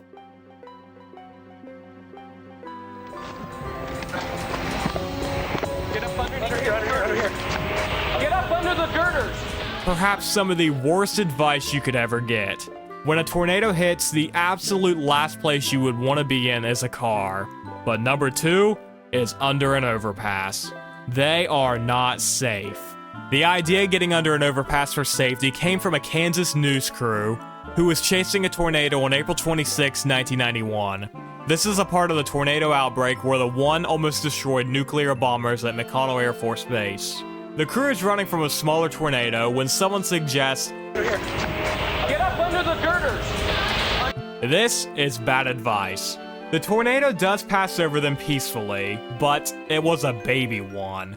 If the tornado was larger, it would have acted as a wind funnel, compressing the winds under the tight enclosure, likely sucking anyone out.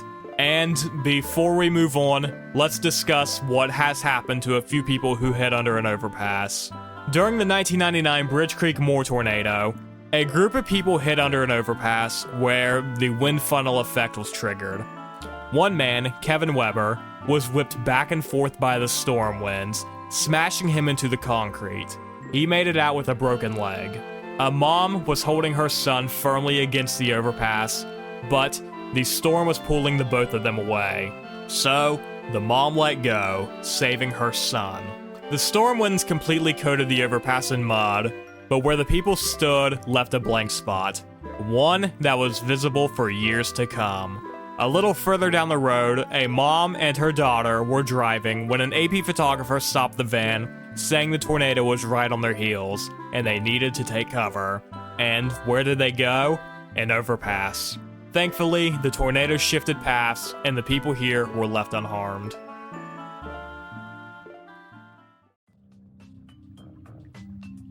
Joan Gay Croft.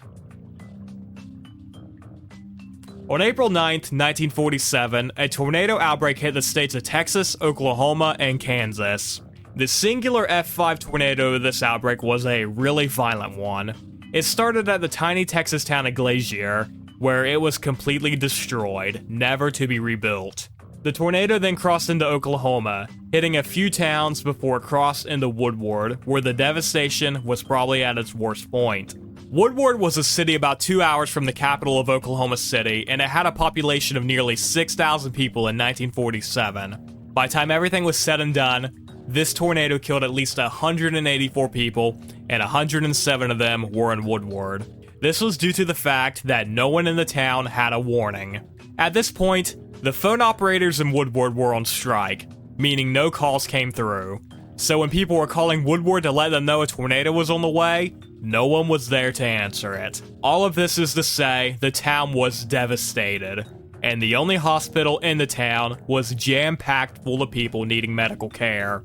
Among these residents was 4-year-old Joan Gay Croft and her older sister Jerry. The two unfortunately lost their mom to the storm, and their dad was critically injured, being sent to Oklahoma City for more intensive care, leaving the two behind in Woodward. Jerry was mostly unharmed, but Joan was cut up and had a massive splinter in her leg. At this point, the girl's great aunt found them, but soon left to find other family members. This was the last time she would ever see Joan. Upon returning in the morning, Jerry was still in the same spot, but Joan was gone. Upon asking about her, Jerry revealed what happened. Two men in khaki military outfits came in the middle of the night, saying that their father requested the Joan children to be brought to him in Oklahoma City. Joan protested, not wanting to leave her sister, but she was taken. Other nurses and staff members also reported the same thing, but when Joan's father recovered, it was very clear she was not with him. So where did she go? What happened to Joan Gay Croft? Plainfield F5. On August 28, 1990, the city of Chicago was hit by a monster of a tornado that killed 29 people. This thing came without warning. At this time, the National Weather Service in Chicago oversaw warnings for the entire state of Illinois. Also, their Doppler radar was outdated, and it could only detect heavy rainfall, not rotational clouds which are picked up on today. The first tornado warning came after the tornado subsided, leading to the aforementioned destruction that came and went. The storm lasted for 30 minutes and did a modern-day equivalent of $380 million in damage. But now, here's the kicker. The thing that makes the Plainfield F5 tornado famous. There is no pictures or video of it. It hit in 1990 in Chicago. Camcorders were incredibly popular at this point, yet no one thought to take a picture of it or a video of it. It's not like it only lasted for a few minutes either. It was on the ground for half an hour. The only footage we have from that day is of the supercell cloud that produced the tornado. If you're in that area, or you know family who have or currently do live there, you may be sitting on a piece of tornadic lost media. 7 tornadoes, 1 city. On June 3rd, 1980, a tornado outbreak hit the state of Nebraska, but all of the activity was confined to a single city. This was the night of the Twisters. 7 tornadoes hit the singular city of Grand Island. The worst one of these was an F4 that claimed the lives of 3 people, with the other 6 consisting of 3 F1s, 1 F2, and 2 F3s. Again, combining this into 7 tornadoes that hit the singular city of Grand Island. 5 people would lose their lives and 200 were injured. A modern-day equivalent of $1 billion of damage was done. This tornado event was kept popular by the 1984 book The Night of the Twisters, which was later adapted into a film that came out in 1996. Gary England's UFO. Gary England is another famous meteorologist who worked for KWTV out of Oklahoma City. He's reported on several of the most dangerous, violent, and infamous storms, but we're not going to talk about that right this second. Well, we kind of are. During the Bridge Creek Moor tornado of May 3rd, 1999, he and his crew were covering it when a strange, rod-shaped item shot past their camera. This fueled an already present conspiracy. The idea that UFOs hover near tornadoes to harness their energy. I know that was a lot to casually drop on you, but yes, some people do believe that. This garnered enough attention that the History Channel invited England on to discuss what he saw. Santa Cruz Tornado 1933. Here is an amazing picture. The actual forming of the tornado that destroyed Santa Cruz del Sur in Cuba. This unusual scene... We have another massive development in the world of storm documentation, as this is the first ever tornado to be captured on film. It's a pretty obscure one. It's not on Tornado Archive and was seemingly only mentioned one time, the one you just saw on camera. But yes, the first tornado to ever be recorded was in 1933, of a seemingly tiny one that hit Cuba. The Rolling Fork Headlights. On March 24th, 2023, a massive wedge tornado hit the city of Rolling Fork, Mississippi. It lasted for 1 hour and 11 minutes and had wind speeds just shy of 200 miles per hour. It was ranked an EF4 and did about $100 million worth of damage. This thing was pretty violent, and it was a nocturnal tornado. Many people were out driving when this thing touched down, which unfortunately may have led to this happening. This is a photo taken of the tornado with 2 lights sitting right next to each other, making many people come to the disturbing conclusion that this might be the headlights of a car that was picked up off the road. There's also video of this tornado that shows the similar looking swirling lights, making many people wonder exactly what it was, exploring the disturbing conclusion that if it was a car, it was unlikely to be empty. The Easter Sunday Cake.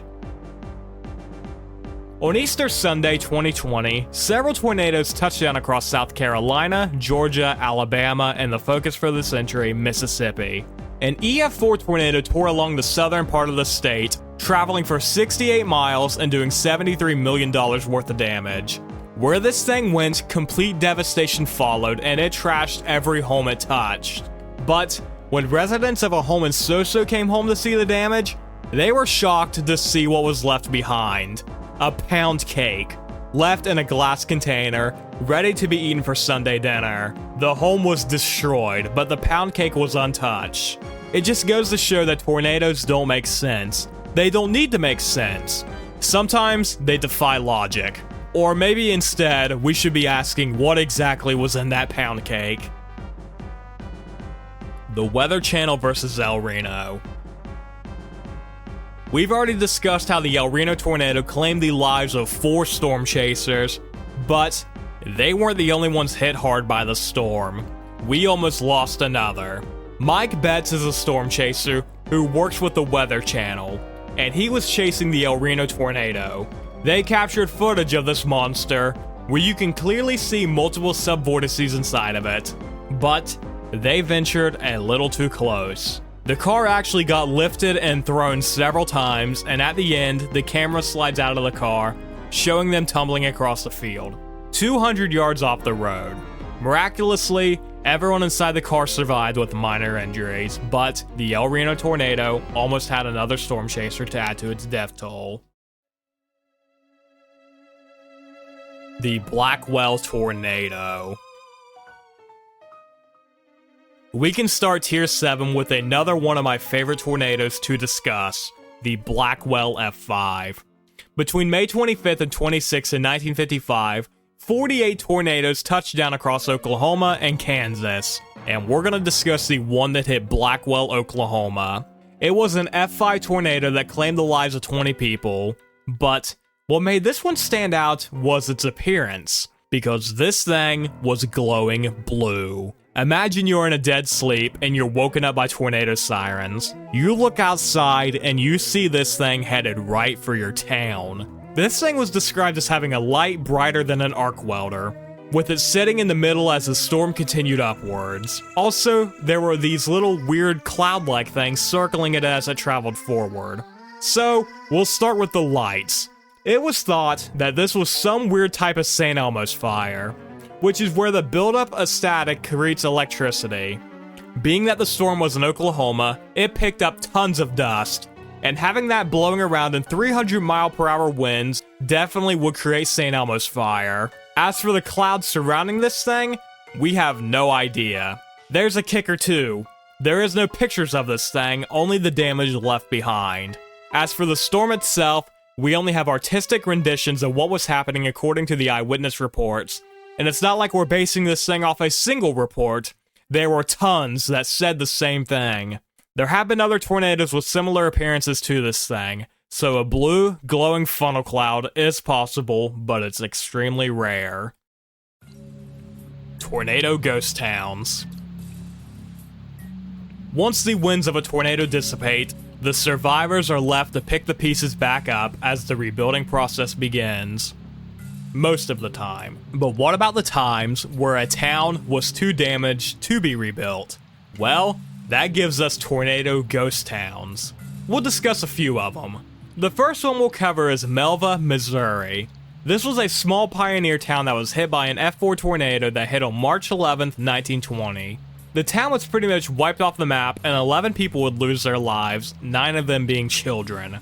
Being that it was an F4 tornado, it was powerful, and the strongest damage was shown by an oak joist being shot into a thick concrete wall. Today, little traces of Melva remain, sitting as simple stone foundations nestled deep in the Ozarks. Now, let's cover Sneed, Arkansas. This was a town founded by a Civil War veteran named William Sneed who settled in the area. Roughly 60 years later, Arkansas faced a mini outbreak, and on April 10th, 1929, an F5 tornado would hit the state, and the entire town was slabbed. The roads into the town were muddy and covered in fallen tree logs, making entry nearly impossible. 23 people lost their lives, and the town was abandoned, today only leaving behind an underground storm cellar as any indication that a town was once here. Yes, this very storm cellar housed terrified people getting hit by an F5 tornado. Glacier, Texas is another similar story. When an F5 tornado hit it on April 9th, 1947, it claimed the lives of 17 people. This is the same tornado that indirectly led to the disappearance of Joan Gay Croft. Let's end with one wiped out by the Tri-State tornado, the deadliest US tornado to ever hit the country. Parrish, Illinois was a pretty big town by this time, but it was wiped completely off the map by the Tri-State tornado. In the process, all forms of communication were destroyed. This means people only found out about the destruction when a train passed by, reporting it to other local towns as it passed through. There are tons of these things, and this was only a small selection. We discuss another one further down, but if you're interested in a standalone video about tornado ghost towns, I am too. Lynn Davis. We're back on the Smithville tornado, one of the strongest and most devastating ones to ever touch down. It was an EF5 that was a part of the 2011 super outbreak, and it damaged the town of Smithville, Alabama.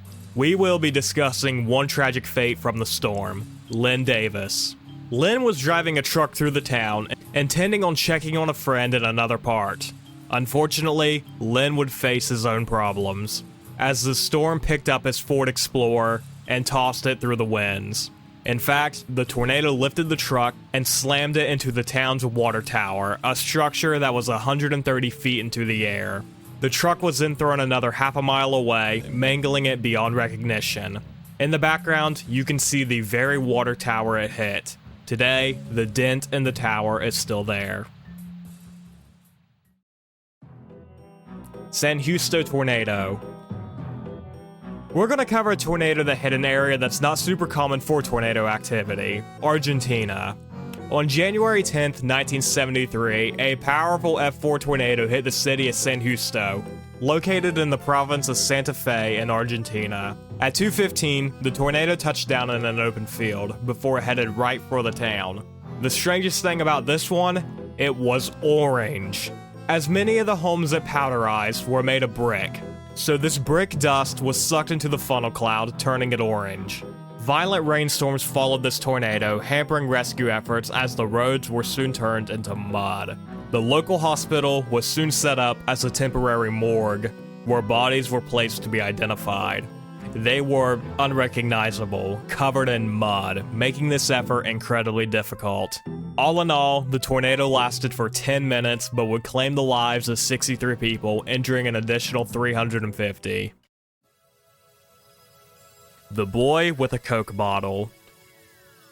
On January 23rd, 1969, the city of Hazelhurst, Mississippi was struck by a violent F4 tornado that claimed the lives of 32 people. This was unfortunate, claiming the amount of time they had to prepare, 3 years in advance. According to people living in the town, a strange person had visited them multiple times. He was a little boy who was balancing a pop bottle on his head. For 3 years, he would show up on the day, laying out predictions for the city. While in Hazelhurst, people would chase down the boy and beat him up, but every year he would show back up. It happened in 1966, 67, 68, and 69, where he laid out his most chilling prediction yet. Something bad was on the way. That's all he said. He didn't go into specifics, just that something bad was going to happen to the city. Mere days after he left, something bad did happen to the city. An F4 tornado struck it, claiming the lives of 32 people. After the tornado touched down and subsided, the boy with the Coke bottle never returned to the city of Hazelhurst. Was this boy a prophet, or just a broken clock? Mayfield Facebook Live. The Mayfield tornado was a high-end EF4 tornado that hit 4 states on December 10th, 2021. The thing traveled for 165 miles and had wind speeds that peaked at 190 miles per hour.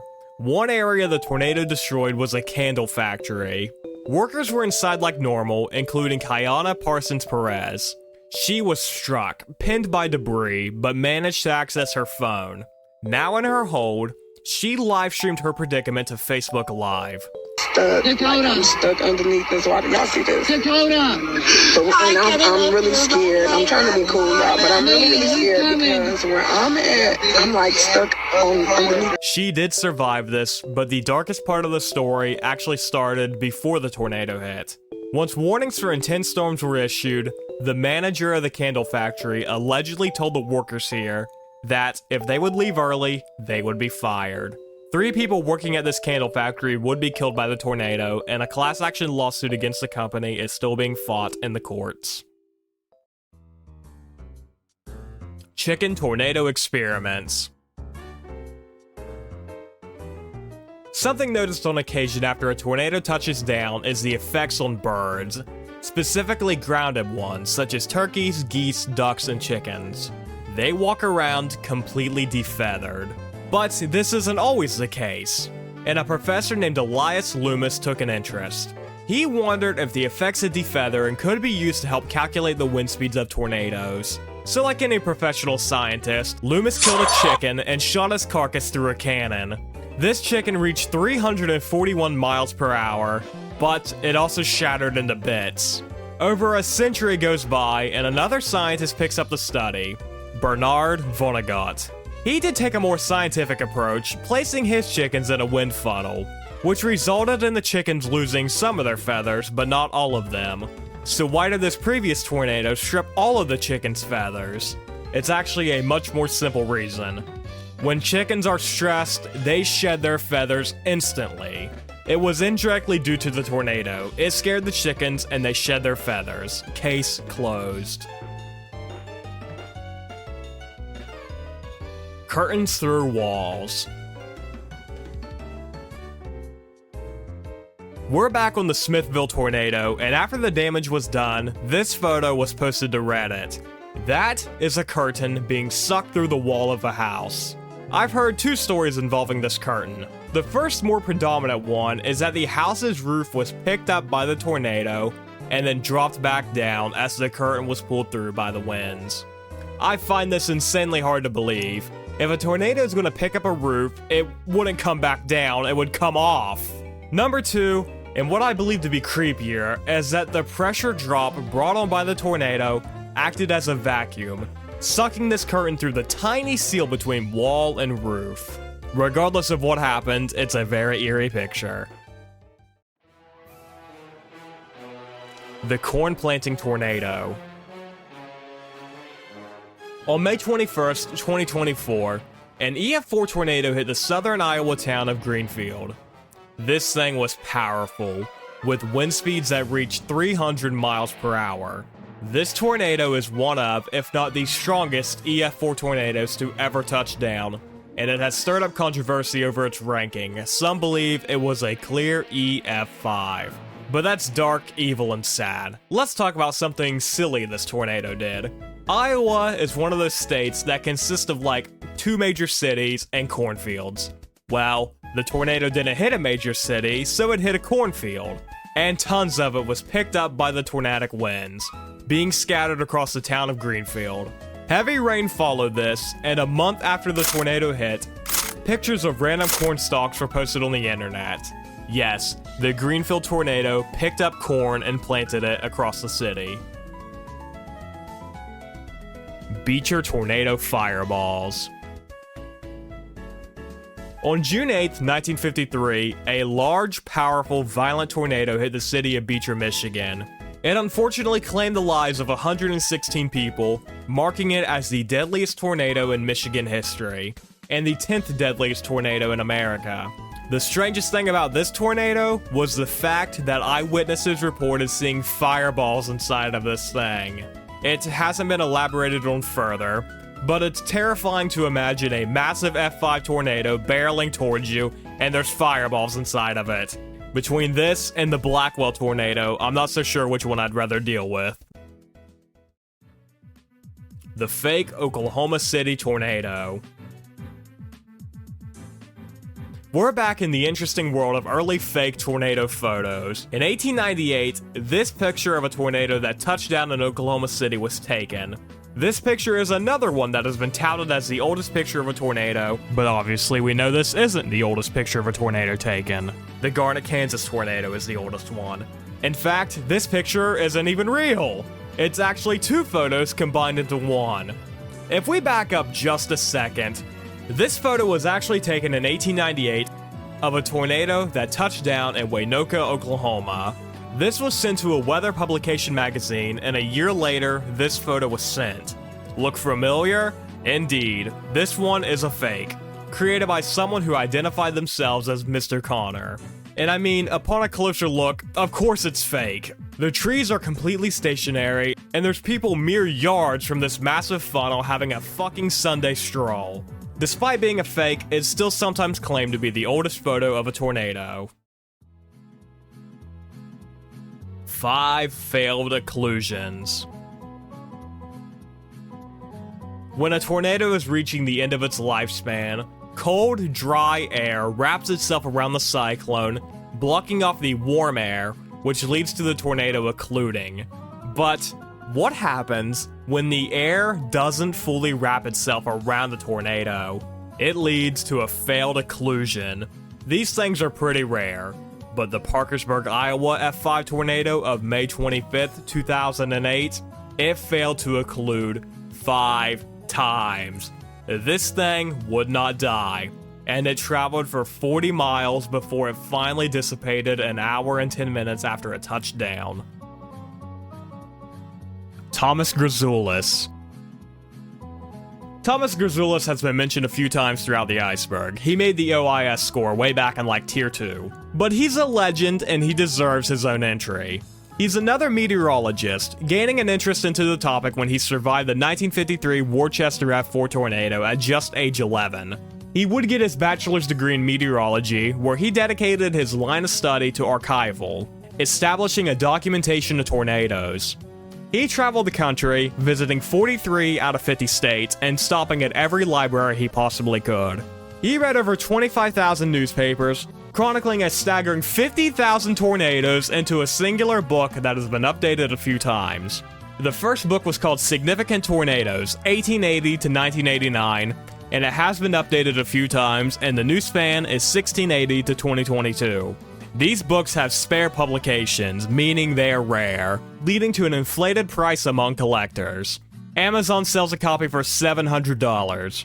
This book was used for Tornado Archive, helping fill out the ranks for all the tornadoes prior to 1950.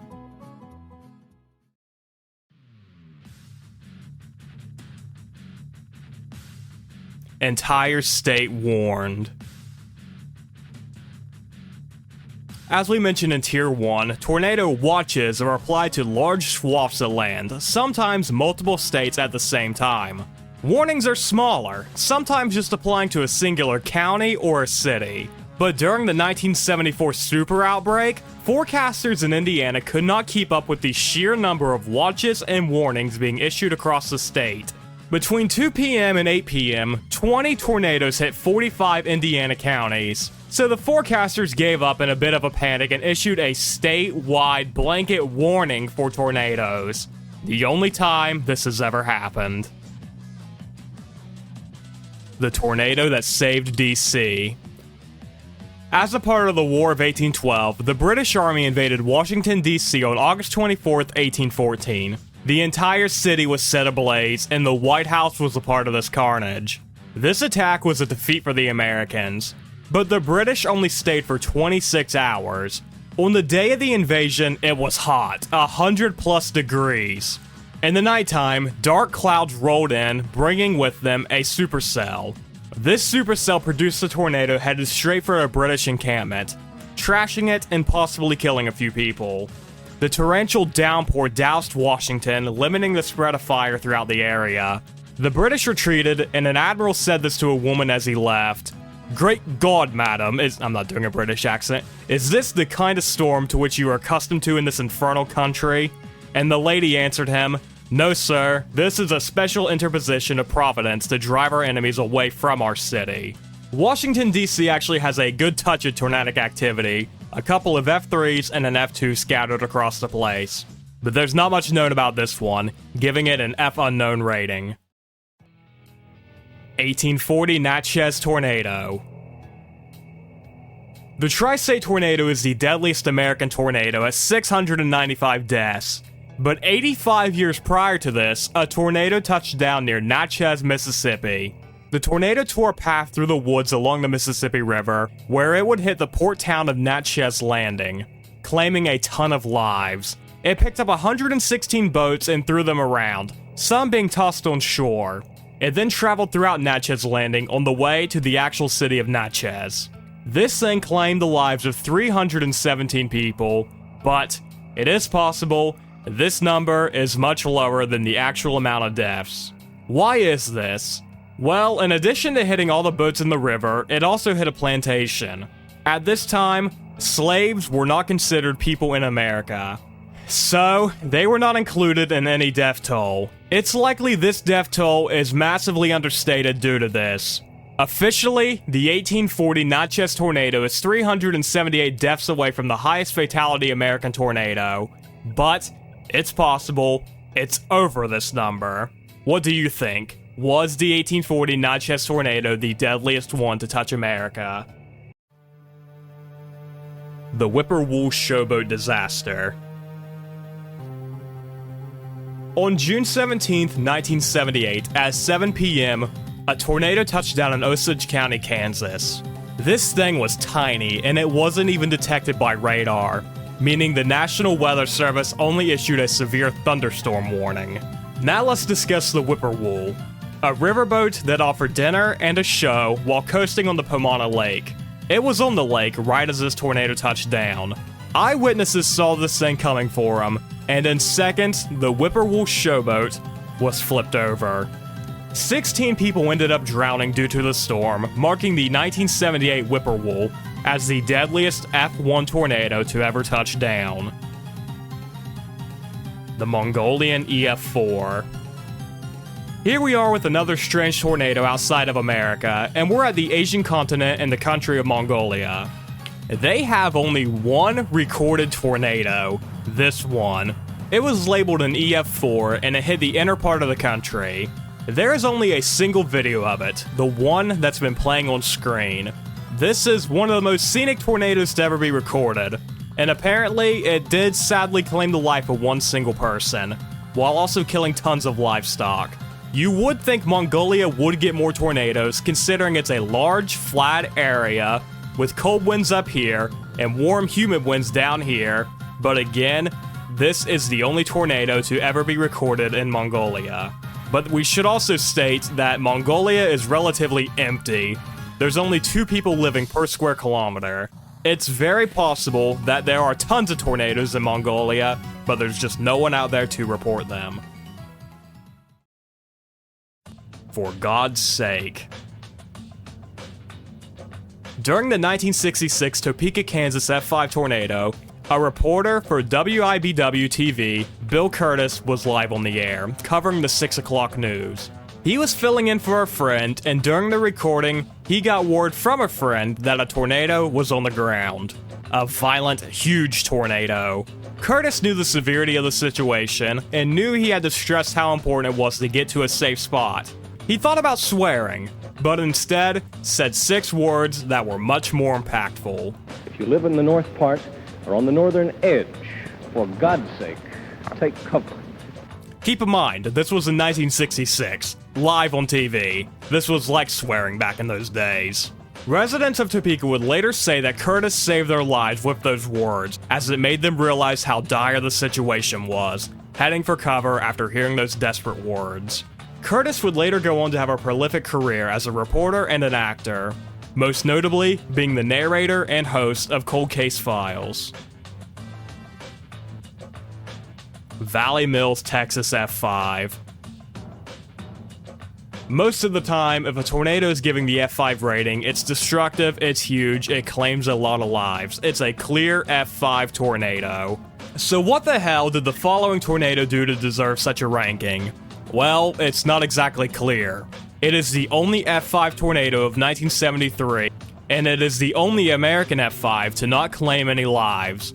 It did destroy a few buildings, but the real reason it was given an F5 rating? It lifted a singular truck. It wasn't huge, it only traveled for 10 miles and it picked up 2 trucks, giving it that rare F5 ranking. But the El Reno tornado, the one that unfortunately killed 8 people, the widest one to ever exist, nearly 300 mile per hour wind, didn't get an EF5 rating. Whatever, let's move on. The Joplin Elephants. When the 2011 Joplin tornado touched down, the Piccadilly Circus was set to perform their act. Obviously, after the tornado tore the town up, no one was really in the mood to go see the circus. And the area their tent was going to be in was now being used as a hospital. But the circus workers still got to work, using the elephants they had to help clear debris from the streets. The Shinston Tornado.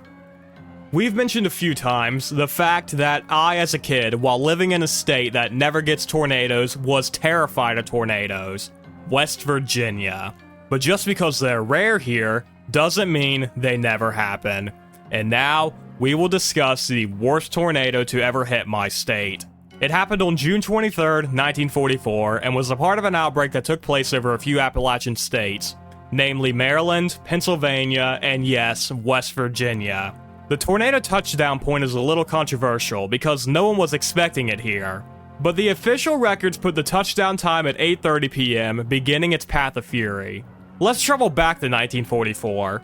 World War II is still raging and the word tornado is frowned upon, as it would lead to a panic among the masses, meaning people weren't allowed to issue tornado warnings.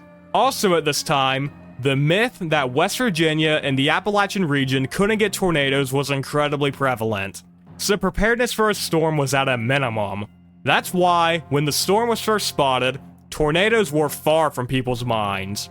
At first, it was believed to be a coal mine explosion or some sort of German bombing, causing people to lose out on precious seconds that were needed to get away. This demon traveled for 60 miles, lasting a staggering 2 hours, and unfortunately claimed the lives of 100 people, making it the deadliest tornado in West Virginian history. There were some strange reportings from this thing, like how a family of 10 didn't go to their basement, and their house was swept off its foundations, but they were unharmed. Not a single scratch was on them. Apparently a pig pen was blown away, but the pigs were unharmed, and the strangest thing, people reported pieces of straw were embedded in concrete. I'm not smart enough to calculate the force needed for that, but I do know it's a lot. So my fear of tornadoes while living in West Virginia is not completely unsound. Human granulation. We're back to the Gerald, Texas tornado, the dead man walking, and we're gonna dive into just how bad it was for the people who were unfortunately caught in it. The tornado had wind speeds of 260 miles per hour, and it dug an intense trench as it traveled along, 18 inches in total. So imagine this now. This tornado picks up 18 inches of soil as it travels along, and now it's spinning around in a funnel cloud at 260 mile per hour wind speeds. What happens to someone who gets hit by that? It was like these people were put into a sand blaster, leading to truly gruesome displays. First responders were unable to tell the difference between animal and human remains due to how unrecognizable they were left due to the tornado's power. The remains that were determined to be human had to be identified from dental records. Codell, Kansas coincidence. Codell, Kansas is a tiny town in Brooks County. The most recent census put the population at 49. It was established in 1887, but none of that is important right now. What is the tornadic activity. For 3 consecutive years, a tornado hit the town at the same date. On May 20th, 1916, 1917, and 1918, a tornado hit the town. They were all different intensities, an F2, an F3, and an F4, which was the deadliest, claiming the lives of 9 people. Due to this, the town wasn't rebuilt, and only the buildings not destroyed by the tornado were left behind. Cancelled Twister's prequel. We've touched on Twister a few times. The film from 1996, Helen Hunt, Bill Paxton, Philip Seymour Hoffman, great movie. There's also the sequel Twisters, another pretty good movie. I love them both. But before the Twisters sequel was made, there were plans to do a sort of prequel to the movie. one taking place before the original Twister. Bill Paxton pitched an idea for a film that would be based on the 1925 Tri-State tornado. He envisioned a darker film, one with an R rating, which, considering the nature of the Tri-State tornado, it would have needed one. It would have also had a heavy 3D influence. This film did enter production, but unfortunately, it would be shelved soon after. It was cancelled after Paxton's untimely death in February of 2017. I would have absolutely loved to have seen this film. As I mentioned, I am insanely interested in the Tri-State tornado, and an R-rated movie about it would have gone crazy. Make it happen, someone, I don't care who. Malta Tornado of 1551. In September of 1551, Europe would be rocked by one of the deadliest tornadoes to ever be recorded. The information on this thing is limited, considering it touched down nearly 500 years ago, but here's what we do know. It started off as a waterspout off the coast of Malta, before it crossed into the nation's harbors. It's here where 4 ships were capsized and at least 600 people were killed. This is insane to me, and my frame of reference is the Tri-State tornado, which killed 695 people. And this thing was right up there with it. Maybe. The information of this thing is limited. It's not even known if it hit in 1551 or 1556.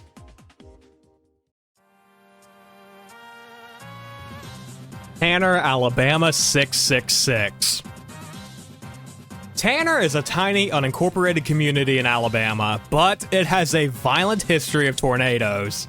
It has a violent history in general. On its Wikipedia page, its only history involves a post office robbery and some poor woman named Miss A.J. Anderson being struck by lightning. But back on the tornadoes. This random town was hit by not 1, not 2, but 3 violent EF5 tornadoes. The first 2 were F5s, hitting the city on April 3rd, 1974, as a part of the 1974 super outbreak. The weirdest part is, these 2 separate tornadoes hit within 30 minutes of one another. Sadly, 50 people would lose their lives during these 2 tornadoes. And when the next major outbreak hit, Tanner was affected once again. This is all really weird to talk about. Hello, by the way, my name is Tanner. During the 2011 super outbreak, Tanner was hit by yet another EF5 tornado, unfortunately killing 4 people. All in all, this poor town has been through the ringer, and it seems insanely unlikely that all of this should befall this single area. Like it's cursed or something. And maybe it is. You see, the town of Tanner, Alabama sits at 666 feet above sea level, making people wonder if the town is cursed because of this. The insurance theory.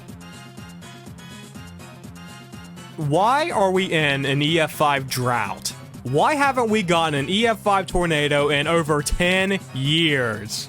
Well, some people believe we have gotten an EF5 tornado, but the National Weather Service refuses to rank them as such due to lobbying from insurance companies. The theory proposes that the higher the EF ranking, the more money insurance companies are obligated to shell out to affected individuals. Is there any merit to this? Yes. Non-federally compliant tornado insurance companies blatantly state that they offer coverage based off EF rankings. What isn't blatantly known is if these insurance companies are telling the NWS, hey, lower the EF ranking. What do you think? Have we gotten EF5 tornadoes that were mislabeled to prevent insurance companies from paying what they owe? The Conquest of Tunis. The Conquest of Tunis was a military operation carried out by the Habsburgs against the Ottoman Empire. But the event itself isn't really relevant to our discussion today. Instead, we will discuss a depiction of the conquest, plastered on a tapestry. This is the first time a tornado was ever drawn or depicted in any form. The tapestry dates back to 1550 and depicts Charles V's crusade to the Ottoman city of Tunis, located in modern-day Tunisia. He took with him a painter to depict his crusades in pieces of art that he could later be made into tapestries. And he made sure to get this one of a rope-looking tornado landing on canvas, giving us our first ever depiction of a tornado. Pitcher's Poison Tornado. Sitting in northeast Oklahoma was a once bustling mining town, prosperous with lead and zinc. It's the town of Pitcher, formed in 1913 as these materials are found underground. It was an insanely lucrative town, producing $20 billion worth of ore between 1917 to 1947. This helped fuel World War I and II, being made into the bullets needed for the effort. But once the world wars were over, the town kinda declined. But in this time, the damage was done. For those who don't know, lead is poisonous. This town was filled with giant piles of dirt, gravel, and lead dust, just left right out in the open for anyone to play on. It flooded the airways and the water, giving a lot of the population lead poisoning. The EPA did try to clean this disaster up, but on May 10th, 2008, another disaster struck. An EF4 tornado tore through the poisoned town, sucking up these poison piles and scattering them all over the town, leading to more lead poisoning. After this, it was determined that Pitcher should be evacuated permanently. Today, no one lives there, and the poisoned, dilapidated town of Pitcher, Oklahoma sits undisturbed in the desert. The Lubbock Skyscraper. On May 11th, 1970, a devastating tornado hit the Texas town of Lubbock. In its time, it became known as the costliest tornado to ever touch down, and it still stands towards the top of the list. $2.02 billion in damage was done. This thing was a nocturnal tornado, touching down at 9:35 p.m. While only traveling for 8.5 miles, it still racked up these monstrous damage indicators. It did so much damage that this is one of the tornadoes that was given a preliminary F6 ranking. All of this is to say, it was bad, and parts of the damage can still be seen today, 55 years later. It's mostly seen on the Metro Tower, the tallest building in Lubbock. The tornado hit the tower and twisted the entire thing clockwise. Windows were shattered, brick was stripped, and the interior stairwells were cracked. Overall, this thing was hit hard, but it stood tall. The building was closed for 5 years, receiving extensive renovations before it reopened in 1975. It's remained opened and occupied ever since, but the damage from the tornado is still present today. Gerald's Weird Path. If you've paid attention to the Tornado Archive screenshots I've used, you'll notice something similar. Tornadoes traveled east. But while that's mostly the case, it's not always the case. And to make the Gerald Tornado Texas even stranger, it traveled south. Check the path out on Tornado Archive. This was due to the atypical wind patterns of the time. Tornadoes are produced by clouds, of course, so they have to follow the clouds. But Gerald, Texas was a landspout, meaning it started at the ground and headed up into the cloud. It started off tiny because of this, but due to the pressure in the area, it exploded into the monster it became. Fargo Corn Sweat. We're not so different from corn, as both humans and corn stalks put off moisture to stay cool. It's a process called transpiration. On intense, hot, sunny days, corn stalks pull in water from the ground and the heat causes it to evaporate, cooling the plant down, while pumping humidity into the air. And this process helped the Fargo F5 tornado form. This was the one that touched down on June 20th, 1957. The one Ted Fujita spent 2 years studying.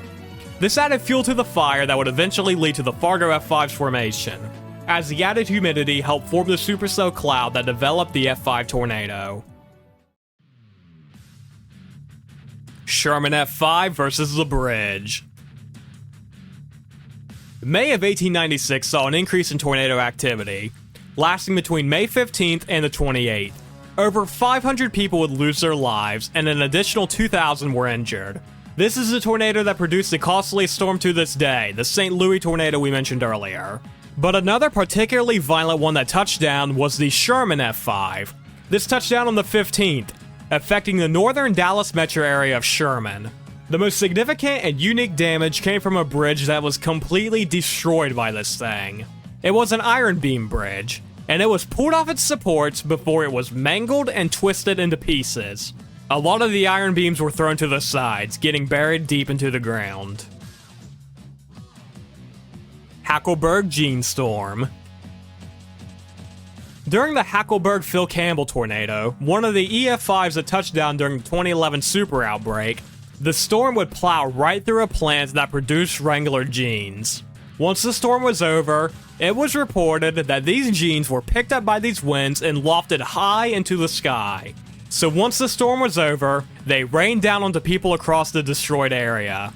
It's safe to say the distribution center was completely destroyed, but it would later be rebuilt and works at its full capacity today. The Moore Ghost. Back to the Moore EF5, the last one to ever touch down, which was in 2013.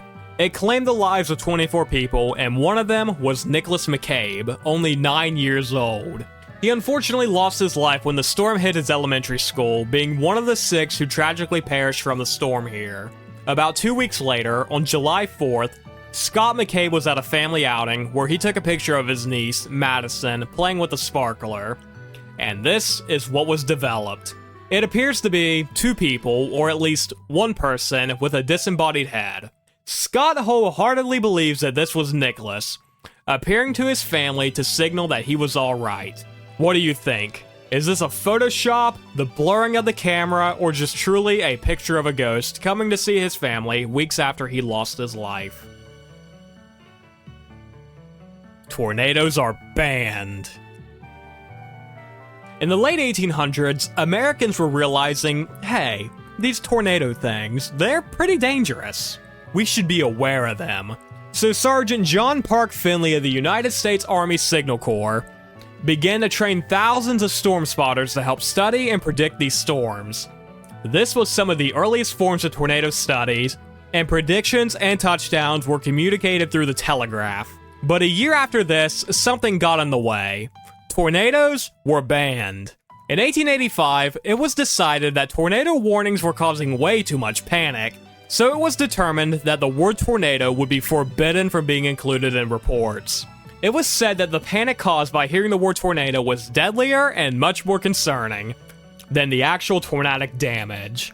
This was only lifted in 1948, so for 63 years, people were straight up not told about tornadoes. Keep in mind, the long-tracked, deadliest American tornado, the Tri-State Tornado of 1925, occurred in this time, and no one in its path knew about it because of the ban. In 1948, the American government quickly realized that just because you ban the word tornadoes doesn't mean the actual storm gets banned too, because Tinker Air Force Base in Oklahoma was rocked by a devastating storm, and 54 aircraft were destroyed in the process. Upon review as to why the base had no warning, the ban was discovered and subsequently revoked. 1923 Fire Twister. On September 1st, 1923, a devastating earthquake hit the Japanese capital of Tokyo, unfortunately claiming the lives of 100,000 people. It registered at 8.2 on the Richter scale and still stands today as one of the deadliest earthquakes to ever affect the planet. So why are we talking about it on a tornado iceberg? Well, after the earthquake hit, of course, a massive tsunami followed. And after that, a massive fire hit. But this fire was different. It was a funnel cloud flame, a massive tornado made of fire. This thing was reported to be 300 feet tall, and according to some reports released by Japan, this thing burnt 40,000 people to death, which is insane. This fire was actually started as a result of people having open flames to cook dinner on, and at the same time, there was a hurricane not far from here, sending drastic waves of wind to help fan these flames, leading to their devastation. An earthquake, a tsunami, a flood, a tornado, and fires all hit Japan in the span of hours. What did they do to deserve this? It's not like it was post-World War II. Woodward Unmarked Graves. Back to the Woodward, Oklahoma tornado, the one that led to the disappearance of Joan Gay Croft. She wasn't the only child to be affected by this storm. 3 children would lose their lives, and they were never identified. It was thought that one of them was Joan Gay Croft, but it was determined that wasn't her. They were buried in unmarked graves, but years later, they were given headstones donated by locals of Woodward. It's still not known who these girls were. 1764 Wapplejack tornado. Tier 10, the last one for the iceberg. Let me know if you knew about these prior to me talking about them. Why not start Tier 10 at the very beginning? Not the first ever documented tornado. We did that with the Shroud of Turin. We did that with the We did that with the Conquest of Tunis. But instead, we will discuss the first ever EF5/F5 tornado, which took place in 1764. Now, of course, the EF/F scale was made like 300 years after this tornado took place, so it was a retroactive application, but regardless, this is the oldest tornado to ever been given that elusive EF5 rating. Let's talk about what it did to deserve that. This tornado hit the town of Wapplejack, Germany on June 29th, 1764. It touched down at F2 intensities, where it immediately picked up 2 children and tossed them into a lake. They did survive, but the tornado continued further along its destructive path. It was a wedge tornado, and it began to destroy homes, killing 1 person in the process, the only fatality recorded. It's here where it gets its F5 ranking, as it slabbed a mansion, and it picked up massive cobblestones that weighed 165 pounds apiece. It would end at the town of Kelp at an F2 intensity. All in all, this thing lasted for an hour and had wind speeds that are estimated to have reached 300 miles per hour. This tornado was a dry one, meaning no rain was reported with it. However, this thing did have a lot of hail with it, with stones reaching 6 inches in diameter. The strangest part of this tornado is the fact that it left behind 0.8 inches of ice across several areas of Germany. Overall, one of, if not the weirdest F5s we've talked about today. But we have a few more entries to get through. Let's see if we can top its weirdness. Howard, South Dakota tornado lost photo. Let's back up a few tiers, back to the Howard, South Dakota tornado picture. Like we said earlier, this was thought to be the oldest picture of a tornado, but it's actually the second oldest one. Allegedly, there are more photos of the storm that did not survive. This storm and the aftermath were documented by the Signal Corps weather observers, and they described the process of the other 2 photos being taken. The first one was a tintype photo taken by J.C. Judkin when this tornado was near Huron, South Dakota. In the report, this was said. This picture mysteriously disappeared while in the charge of the engravers. It was, in essential respects, like that taken from Howard. F.N. Robinson, the man who captured the surviving image, also took 2 additional ones. He took one prior to the one that survived, and he took one after the surviving one, making 3 in total, while only 1 survives today. It's unknown what came of the other 2. Turpin's tornado extinguisher.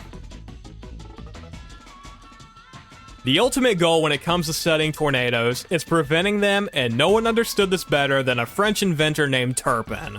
In the late 1800s, there was widespread panic over tornadoes. It seemed with every storm, there were widespread deaths, because at this point, hardly anyone understood tornadoes. We've already talked about how the United States straight up banned the word from the press, due to the widespread panic that came at the mere mention of the word. But despite banning the word, these twisters were still touching down, and Turpin was about to fix this. Turpin invented the tornado extinguisher, a 125-foot high metal tower, with long metal arms with discs at the end of it. The plan was to have these things in tornado-prone areas, and once the wind would spin the arms and would ignite explosives inside the discs. Hopefully. In Turpin's mind, this enormous displacement of gas would be enough to disrupt the storm.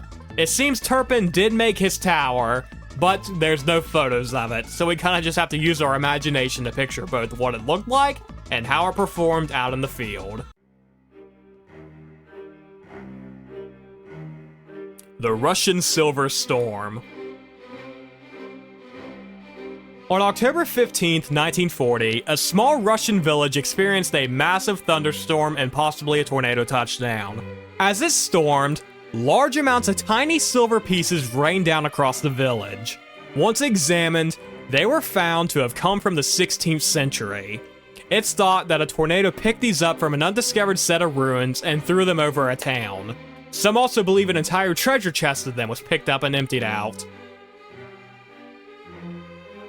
NLM City Hopper Flight 431. On October 6, 1981, NLM City Hopper Flight 431 was en route from Rotterdam, Netherlands to Hamburg, Germany, a city they would never make it to. Mere minutes after taking off, the plane hit a tornado, causing it to be thrown into the ground, and all 17 occupants would lose their lives. The plane was tiny, not built for the wind pressure associated with tornadoes. Consequently, the right wing was ripped off and it corkscrewed into the ground. The only plane to ever be taken out by a tornado. The Cracker Castle. Remember the 1896 St. Louis tornado? The one that is the costliest when adjusting for inflation? Let's discuss a building it destroyed.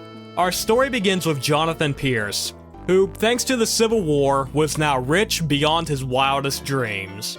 During the Civil War, he lived in the city of St. Louis, I know, foreshadowing, but St. Louis was a massive producer of wheat, so Pierce capitalized on this. During the Civil War, he ran a bakery that produced hardtack crackers to feed the Union soldiers.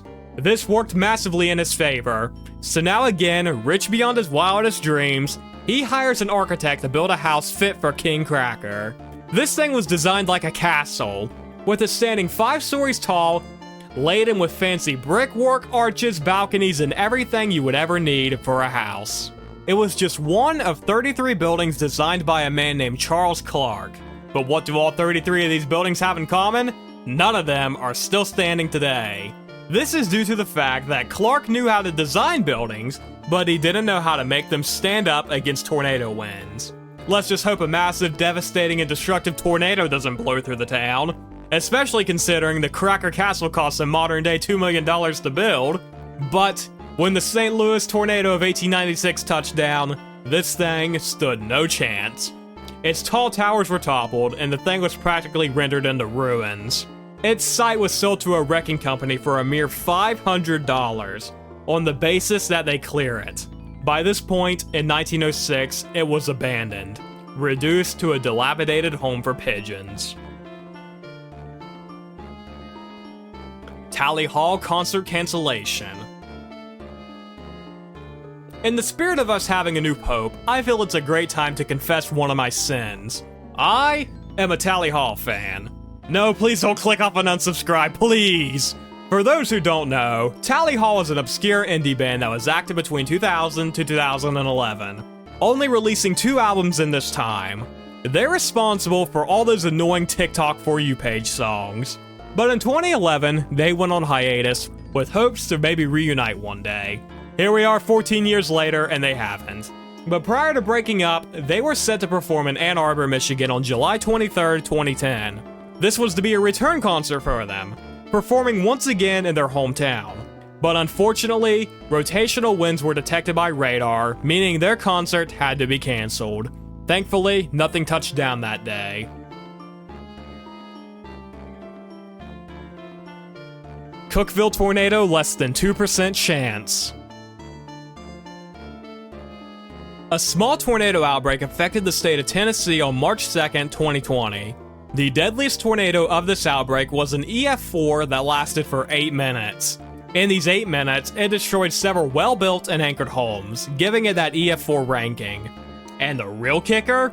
This thing touched down in an area that was only given a 2% chance likelihood for tornadic touchdowns, leading to many people being unprepared for the storm. Water spout cannon test. Again, the ultimate goal when studying tornadoes is learning how to prevent them from forming or achieving a way to break them up upon touchdown. But sailors in the 18th and 19th century already had it figured out. When a water spout was forming, Captain Vladimir Bonevsky would order his men to blast his cannons through the water spout as it touched down, claiming he had seen it done before and it worked. I'm gonna go out on a limb and say that this didn't work. But maybe it did for like a really skinny water spout. If you blew through the funnel, maybe it would be too hard to reform. I don't know, man. We're almost done with this thing. Australia's mystery scar. In 2024, a caver was looking at Australia on Google Earth, trying to find a cave to explore, when he notices a strange line in the sand. Sure enough, this was a tornado scar. While not uncommon, Australia is not immune to tornadoes, made evident by this entry. When comparing the satellite imagery of years before, it was found that this thing touched down sometime between November 16th and 18th of 2022. Once the scar was discovered, researchers went to study it to see what they could find. It's about 11 kilometers or 6.8 miles long, and it bears cycloid marks, which are formed by a storm-strong suction, meaning this thing was pretty serious. An F2 or an F3 ranking was likely. Keep in mind, this was in 2022, and just no one knew about it. It is in a pretty remote part of Australia, about 70 miles from the nearest civilization, but it's still just pretty weird that this thing came and went and no one knew about it, until some random guy on Google Earth found it while looking for something else entirely. Topeka mayor versus looters. It's a sad fact that when a tornado hits an area, sometimes people take advantage of the situation to go in and try and loot. Take whatever is left behind. During the 1966 Topeka, Kansas tornado, remember, the one that crossed Burnett's Mound and caused Bill Curtis to say this? For God's sake, take cover. Yes, this tornado. The mayor of Topeka, Bill Wright, said if there were looters in the area, the Kansas National Guard were ordered to kill them on sight. While not as extreme, Governor of Kentucky, Andy Beshear, recently spoke out against looters, having this to say. To make sure that no looting occurs, and let me say this again, if you try to loot, we will find you, we will arrest you, we will prosecute you, and we will treat you like the lowlife that you are if you are trying to take advantage of our people. New RIN's Incomplete Damage Survey. During the 2011 super outbreak, 4 EF5 tornadoes touched down across a few states. But it's possible there was another one that deserved the EF5 ranking. Previous to the Smithville EF5 tornado, that same supercell cloud produced a storm that traveled for 70 miles, devastating many parts of Mississippi. Stated by the NWS itself, several well-built homes were destroyed and hundreds of trees were debarked. There are clear EF5 indicators, but this tornado was only given an EF3 ranking. Why is this? This tornado damage path was not fully surveyed due to the sheer amount of manpower the NWS needed for more pressing touchdowns, leaving this survey path incomplete. We don't know how tornadoes are made. And here we are, the bottom of another iceberg, and you know we have to save the strangest thing for the very end. It's true. We don't fully know how tornadoes are formed. Right there, stated by NOAA. We don't fully understand tornadoes. The idea that it's formed by the mixture of hot and cold air is exactly that, an idea. One that's not fully known. But as I hope I've stressed throughout this entire video, tornadoes are weird, they're strange, they're otherworldly. We don't get to understand them because there isn't much there to understand. It's a rotating column of wind that has touched down thousands, maybe even hundreds of thousands of times across the world. We aren't privileged enough to understand them, we don't get to understand them, and we will never fully understand these beasts of nature.